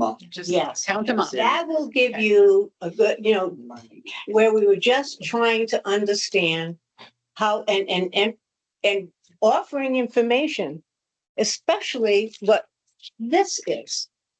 Because now we know, I didn't really remember this from after the boat garage with wheels, that I thought this was just basically, I didn't really probably read it correctly, because I thought it was, okay, they gotta get rid of the boat garage because of the lawsuit. That had to go away. But when this all is 12 years later, I'm digging everything up, so here we go again. Because Mr. Knapp had said, oh, it's not a fence, so they don't need, it can be tall. I consider it a wall, and it can be 30 feet tall. And I'm thinking, oh no, this is going to be like the magic wheels again. But so that's why I went looking for all my information, and I realized that there's other structures on this property that are conforming too, that are right. But that's another issue. You could come to us. Well, because there is an order that doesn't sunset, that order doesn't go away. It never was, I looked in every part of this town hall to try and get information if that was satisfied. If they haven't done that accessory building whatever, Yes. checking, Yes. that would be another issue, right? We No, don't- no, Is that, no, They the haven't lawyer. approved deck. To They our haven't put in lawyer. Another accessory structure on it. They haven't approved deck, Yes, but and Danielle will help me out on legally this. approved deck, There's, Yes. because it still has this order, which was. no one can, you can't get a permit The until this people is stored satisfied. their boat there over the summer. They put a little canopy over it, and because it had wheels, but it was considered permanent, even though it had wheels, they had to get rid of it. Okay, that's what the court decided. Okay, we had decided as a board that it was temporary because it was on wheels and they could move it, and they did move it. But the court found that they had to remove it, so it's removed. Okay, I'm They not put worried a about deck that. in. The deck is legal. The deck is legal. Eric had that to look at when he was deciding, all right, they want to put a privacy screening, attach it vertically to the deck. He had no reason to just consider the deck non-compliant. So he said, all right, what you're adding does not require any kind of variance. So I'm saying yes to it. That's the way I Okay, see but it. I'm not done yet, so could Okay, you not you're give me welcome your to say opinion everything you yet? No, I'm You know? explaining to you Okay. facts that I know about this case. Okay, so anyway, I'm just bringing the point to you about this is there's an outstanding order on the property to have a zoning order. And because it's not, Well, how would you purport that? Is worded? What does it say? What's your outstanding order said? What she's referring to is They had to after, remove the boat. but it, no, the boats were gone for 12 years. Well, the boat's there, but Bringing it up. I'm not bringing it up. You just did.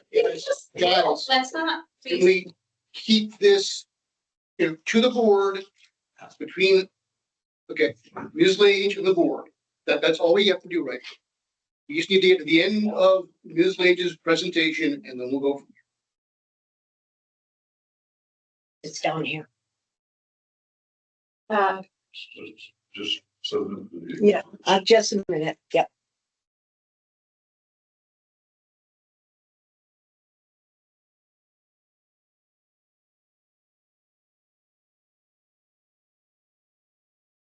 wait, this is a different, no, this is a different letter. That's the inland wet, that's a different letter. Oh, okay, wetland problems. This is, Oh, sorry, thank you. I thought I was losing my mind at this point. Okay.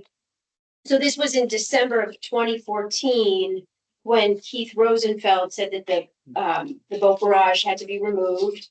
Because of the court's decision, you are hereby you're ordered to obtain a necessary certificate of zoning compliance for the identified accessory boat garage, as well as any other accessory structures now located on the property.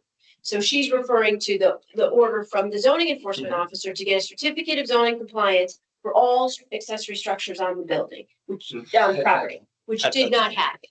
And that did not happen.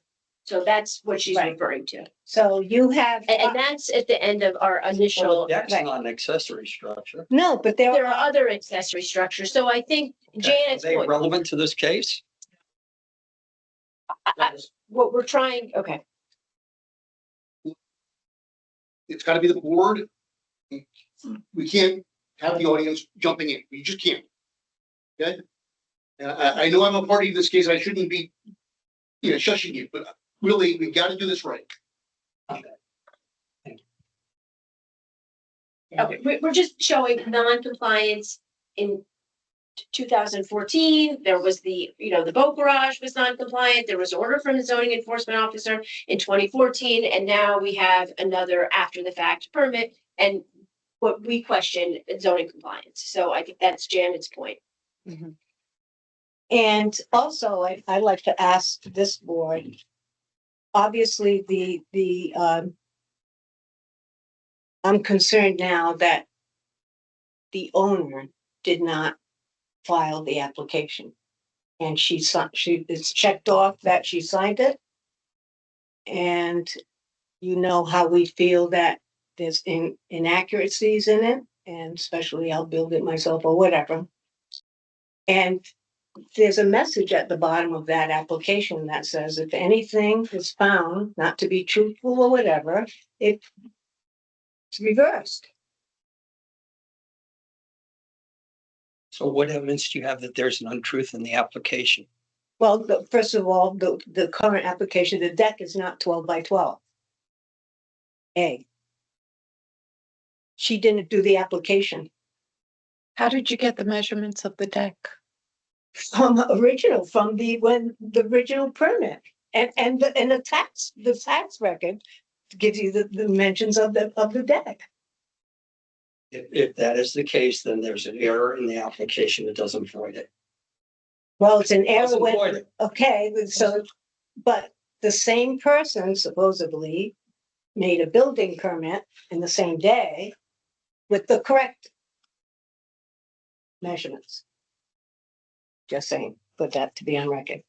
And also, because of this, and what, Mr. Knapp should know this on our regulations, if there's an outstanding order that hasn't been fulfilled, how can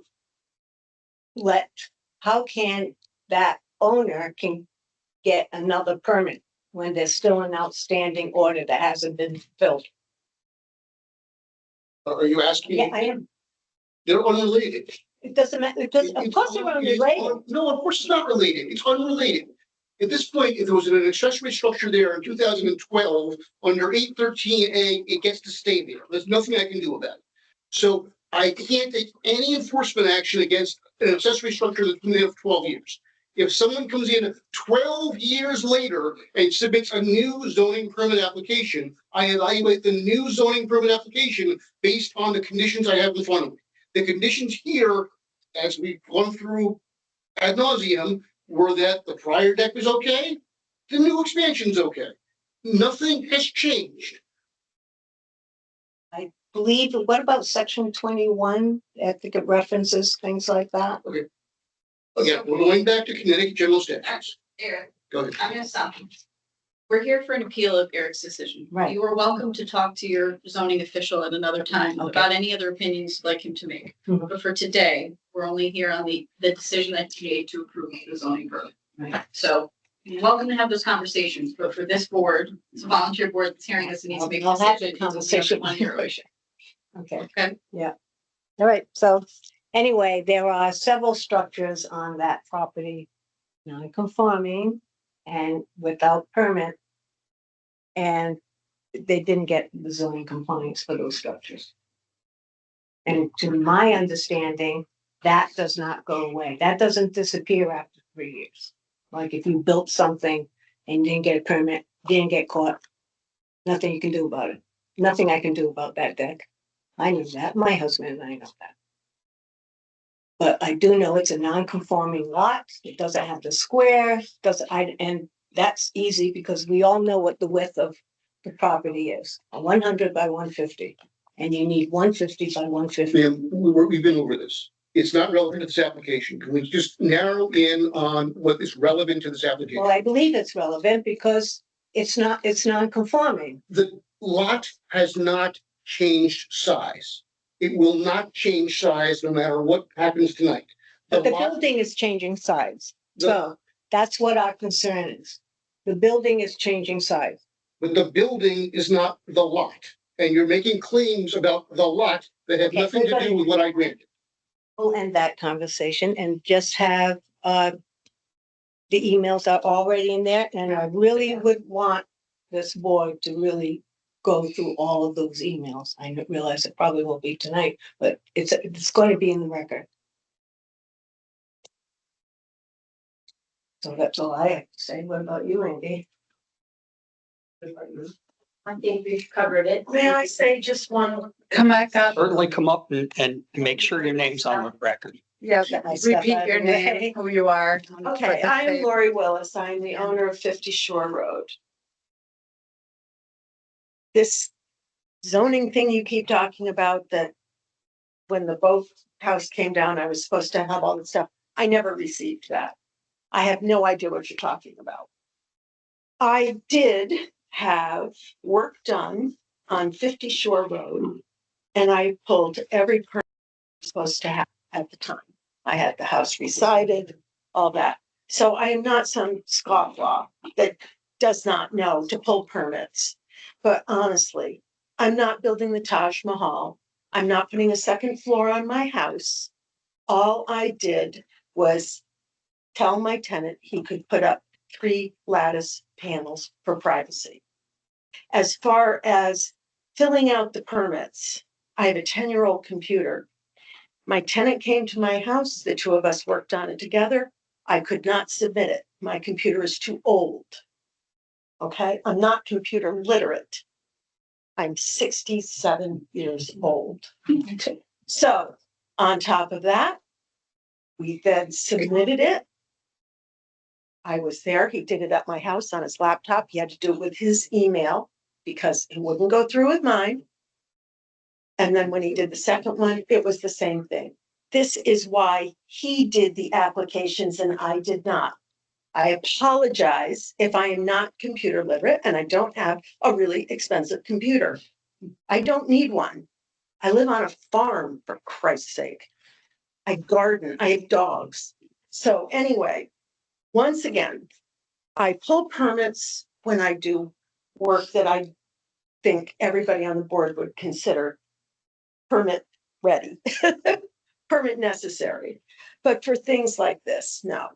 And she's talking about this other structure, which quite honestly was the 2 dugouts from the Old Lyme Little League that was on the property, and Jimmy Noyes placed them together and made a little shed. And it was there when I bought the house in 1996. And that's the only other structure on the property.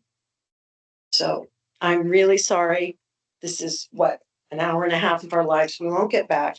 But I just wanted you to know, I don't mean to be ignorant with these things. I am not trying to make anybody mad. I'm just trying to put up a couple pieces of lattice on a deck. Okay, so just letting you all know that I'm not doing anything nefarious here, right? Okay, thank you. I ask for comments from the audience. We've had a lot of, anybody wants to come up and make any statements?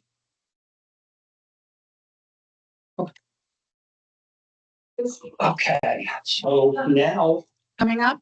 Are you, no. coming up, what? Oh, yes, no.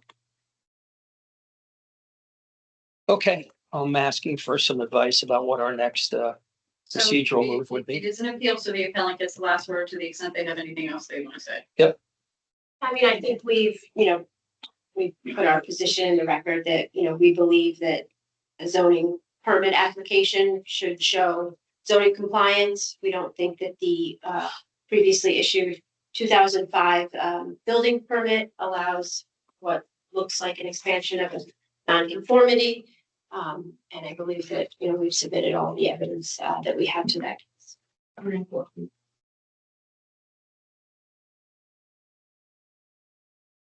Close public hearing. Well, just, we've submitted significant evidence into the record, you know, in addition to what was previously submitted. So if the board would like to review that, and withhold its judgment until you've had the opportunity to go through all those communications, we think that would be appropriate. Would you recommend that we follow that advice, or do you think, It's is it up to us? It's up to you to determine, I mean, Yeah. it's up to you to determine, there was an articulation as to what those emails were about. Right. So to the extent that is something that you believe is material or necessary for you to review, you can have a continuance, or you can move to continue to hear. But I think that it would be fair to state on the record, if we haven't reviewed them, that you're making the decision without. We've heard an hour and a half on a very small issue. It's a small issue, and we've listened very patiently, I would just, spreading ourselves across massive amounts of information. The conversations you two had across the email from each other, I'm not sure how they would materially affect my decision. well, you wouldn't know unless you read them. And I understand that it seems like a small matter to the board, but I'm not sure that, that it's fair to characterize it, you know, that way. It's an appeal that's been brought before you. There's evidence before you. Eric and I disagree about the expansion of a Right. nonconformity. We disagree about whose burden of proof it is to show compliance. And so while the issue might seem small to you, it might seem small to the neighbor, it does not seem small to the appellant. I'm offended that you characterize it that way. I'm not You just saying said- it's a small thing to me. It matters a lot to No, me. you just said it was a small matter. I didn't, What? you just said that.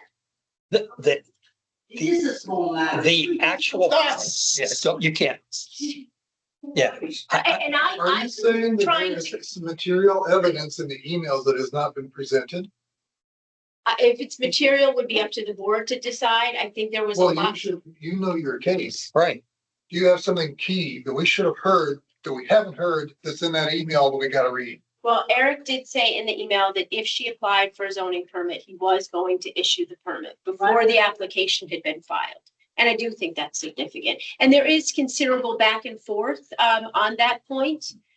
Whether or not you folks think that's material, I'm not one to say, but I thought it was significant enough to put into the record before the board. And I apologize to the chair. I believe the chair said it was a small matter. So that's why I was What I meant was characterizing that. the structure. We Of do a course. lot of zoning. Of course. That is probably the smallest structure we've ever had to just make a decision on this year. I'm not saying it's trivial. I'm not trivializing your anguish over the issue. I understand it's real. Thank you. I would really like you to go through those emails. So there's been requests made. That doesn't mean you need to continue it. Okay, it's up to you to determine whether or not you want to continue it. I think your point is fair. I don't think it's fair to suggest that you can hand the board a ream of paper and say, look through it to see what's material. It's up to you. Right. If there are things that are in there that are material, then I do think you should point them out, and then they consider it. Right. So, Well, if. well, but I'm I'm just sorry. responding to your counsel's articulation. Okay, so they're not going to state on the record that they haven't reviewed things. You've articulated various things and you've shown documents and proofs and so forth. And we've obviously entertained all of the exhibits coming in and so forth. So the emails are in. It's up to you to articulate what's in those emails, what you believe is in there, why they're relevant, and so on and so forth. They've heard that. And I appreciate that there may have been a dissatisfaction with the way that Eric handled the situation and that you're now here today just hearing his explanation. Fair, understood, that's fair. They're not Eric's boss. They can't scold him for any kind of bad bedside manner, even assuming that that was the case. All that they can do is do an interpretation as if they were Eric and determine whether or not that permit should be granted. Regardless of whether he was a gentleman or the alternative to a gentleman. So, I appreciate your frustration and you're welcome to put things in the record, but I just want to make sure that you understand what they're deciding. They need to be looking at the evidence that's material to whether or not the zoning permit should have been granted. So that's really, they don't have any We power. appreciate that, and I don't think that we're submitting it to say that Eric was not a gentleman or. Yeah, and I wasn't That's implying that not- you were, but it sounds to me like it was my understanding of what you're putting into the emails, and please correct me if I'm wrong, is that it was communication prior to his decision No, he decided right away, first email when I asked. or emails about why he made the decision or not. No, I think some of them do predate the decision because there wasn't an application that was pending. And so it was, if they apply for a permit, I'm going to grant it before the permit was applied for. So, No information, nothing. and truthfully, I don't think our intention to us, zoning compliance and an applicant submitting zoning compliance seems pretty straightforward to us. I mean, to Randy's point, just to follow the rules, to follow the application, to have a plot plan. So I certainly did not anticipate being here for as long as we are. I didn't anticipate the temperature in the room to be what it is. And so it was not our intention initially to put all of the emails into the record. And so that's why we've done it this way. And so if the board wants to go through them, if the board feels that we've explained it, that's Just the for board's. point of information, it's 50 pages. And if I may just, 50 pages. if I can just interject here, having previously been a lawyer and previously been involved in this case, there is an appellate court case called Hescock versus Stony Board of Appeals. It involves whether anything the ZTO says prior to an application matters.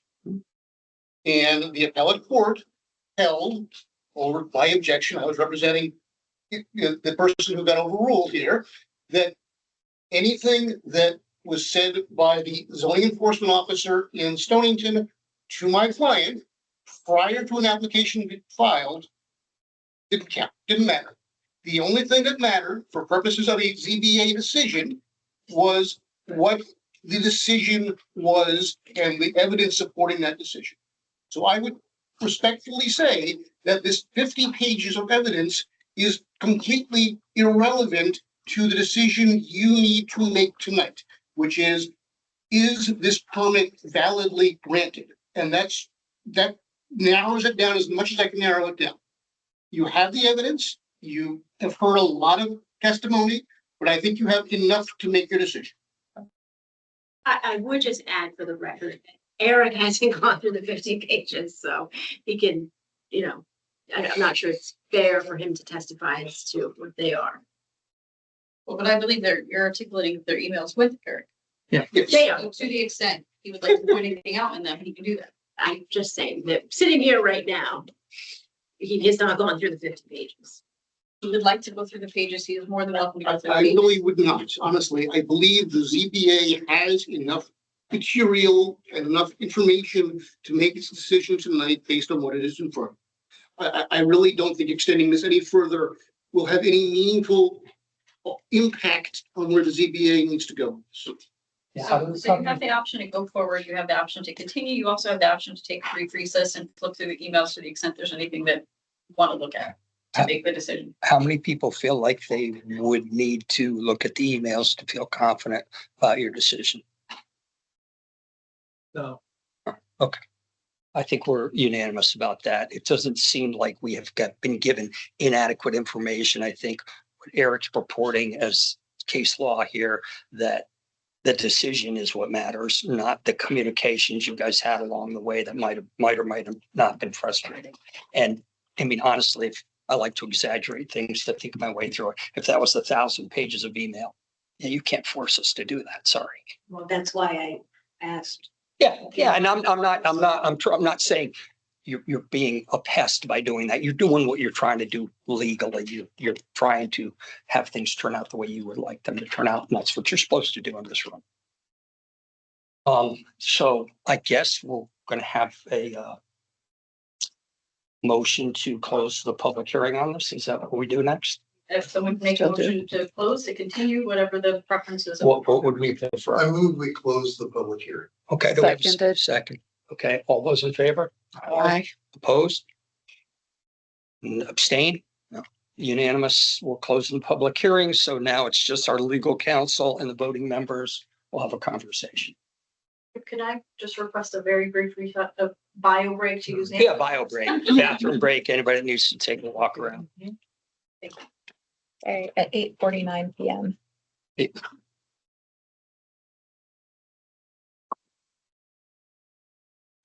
Yeah, I leave. Oh, yeah. Oh, you're not, yeah, you can't add another sentence anyway, so then you get the Yeah, public hearings closed, right? public hearings closed. You can stay, you're more than welcome to stay and hear what happens, but you're more than welcome to leave. Yep.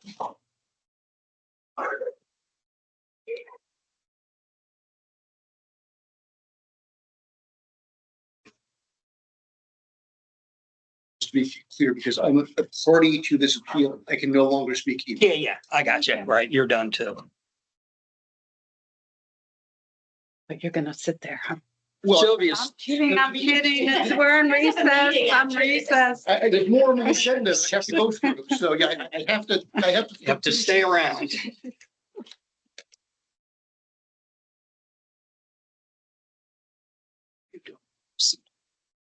How are you doing with this part? Fine, I mean, there's not, best I can tell, there's not much I need to. Yeah, not much to say, right?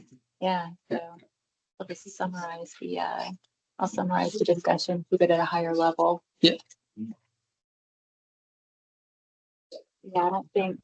I just looked at it quickly, isn't what Nancy? Yeah. Oh, is this scene survival? Are we doing okay? So. Yeah, yes, absolutely.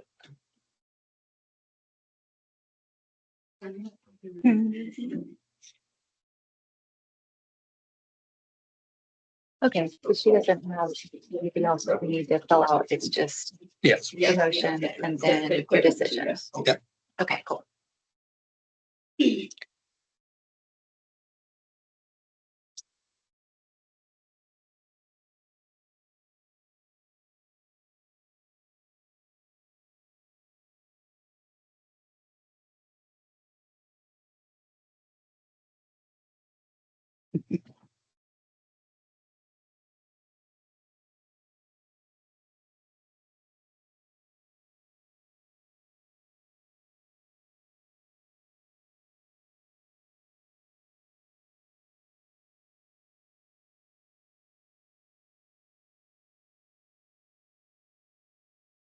Yes, we feel it outside.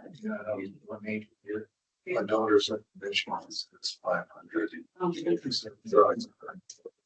Oh, it's getting better today, but I feel like I got worse throughout the day. That they're going to struggle with this at all, but here in her script, she's added that, which doesn't usually show them. Issues made too, and then you. Yeah, so I'll give.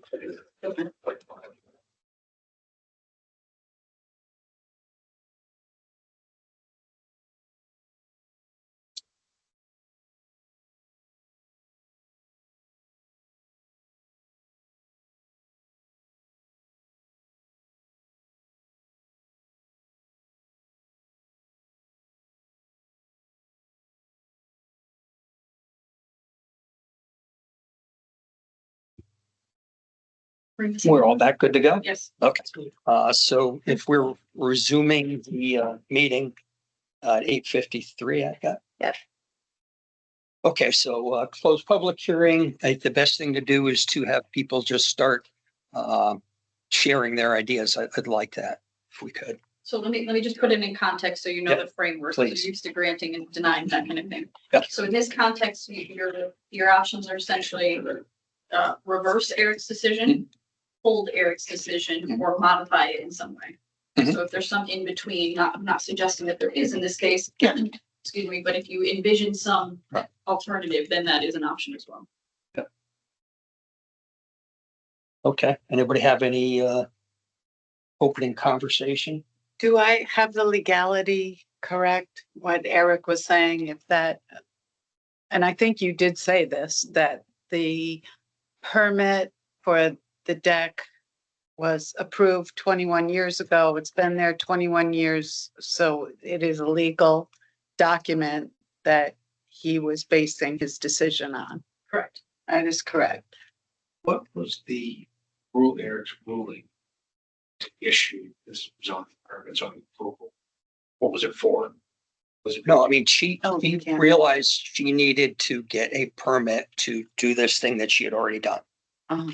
People that were tenants wanted more privacy, so they had put up some screens. She realized that that needed an actual permit, which would include a building permit and a zoning permit. And Those rules she didn't. so she, what, She didn't need a building. not a building permit, that's Right, true, you're right, right, my right, bad. So it just needed approval. We need approval Allowed to do it. for the structure to be, yep. So, Eric, as near as I would try to characterize it, said, all right, we have a deck that's been here for 21 years. It's a legal deck. What they're doing is putting up a panel to screen it. And had no reason to consider that to be a non-compliant issue for the property. So he thought he decided he would give a permit. And based on the evidence we were presented today, I'm willing to agree with Eric on what he had seen, what evidence he had in front of him, and the decision he made. So, but everybody's got to come to their own place on that. I tend to agree. I don't see any safety hazard with the structure as I see it. It looks like it's soundly built. And I feel that, any imperfections on the application in terms of the size of the deck are really immaterial. We know the size of the deck. Yeah, no, we've seen plenty of that in applications where somebody has a mistake in the application. If it's not affecting our decision in some relevant way, we just say, okay, let's correct that on the application. It seemed and like a you're lot good of to move other on. lines application didn't Right. apply, but there was one that said height. And to Which be would have been nice to right, see. and to be fair, we would have more evidence in front of us if they were applying for a variance for this, but it would be hard for me to figure what actually would constitute a reason we would deny that variance. It looks like, I mean, it's a little privacy fence on their deck. You know, they could put arborvitae's up there and screen themselves out, and that would achieve the same thing, but it would take 10 years. Eric's ruling said they didn't need a variance. Right. That's what he was ruling for. We didn't. Right, have to. didn't need a variance, right? But I'm saying if he had decided that they did need a variance, it seems very likely, unless there's some other issues that we're not aware of, that I'd be favorably inclined to give them the variance. Even if it was increasing bulk in the setback, Well, Well, it's, So you don't need to. but we don't even have to Okay. consider Okay. that. Yeah, Okay, You don't need to consider a hypothetical Okay. application. okay. so just based on what happened and what information he had in front of him and the information we've got today doesn't have anything that does give us evidence of it being non-compliant. So I would personally, I'm inclining to uphold this decision. I don't know. So I'd suggest, Hmm. I'd suggest Yep. that you also consider whether or not Eric's reliance on the existing building permit and the requirements of a building permit were reasonable. Okay, I did put that in the record. I think that's entirely reasonable. That was something that was done and it's been there for 21 years. And we have neighbors that are very interested in what happens next door. And they did not legally contest that for 21 years. So that would suggest to me that it does have full status as a structure and there's no evidence of noncompliance. So, Is there consensus on that? Yes. yeah, okay. So would anyone like to make a motion to, To uphold Eric's decision. okay, So moved. Uphold the ZEO. Second. You'll write it more appropriately, Right. Eric.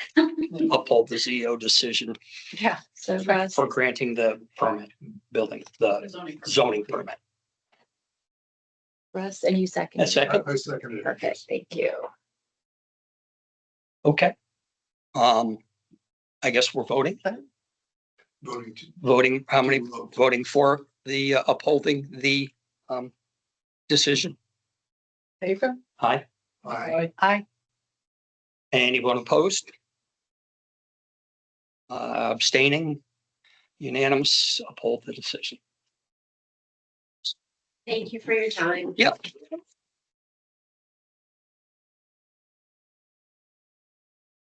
Here are all the exhibits for the file.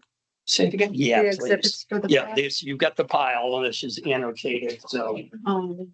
That what the lawyer gave us first off, it might have all been online, but I I just know. made it the last exhibit. Well, it's better to have a in case. duplicate than not Yeah, have what's right. required. Yeah. Was just flying around the table for a while. There was a lot of paper.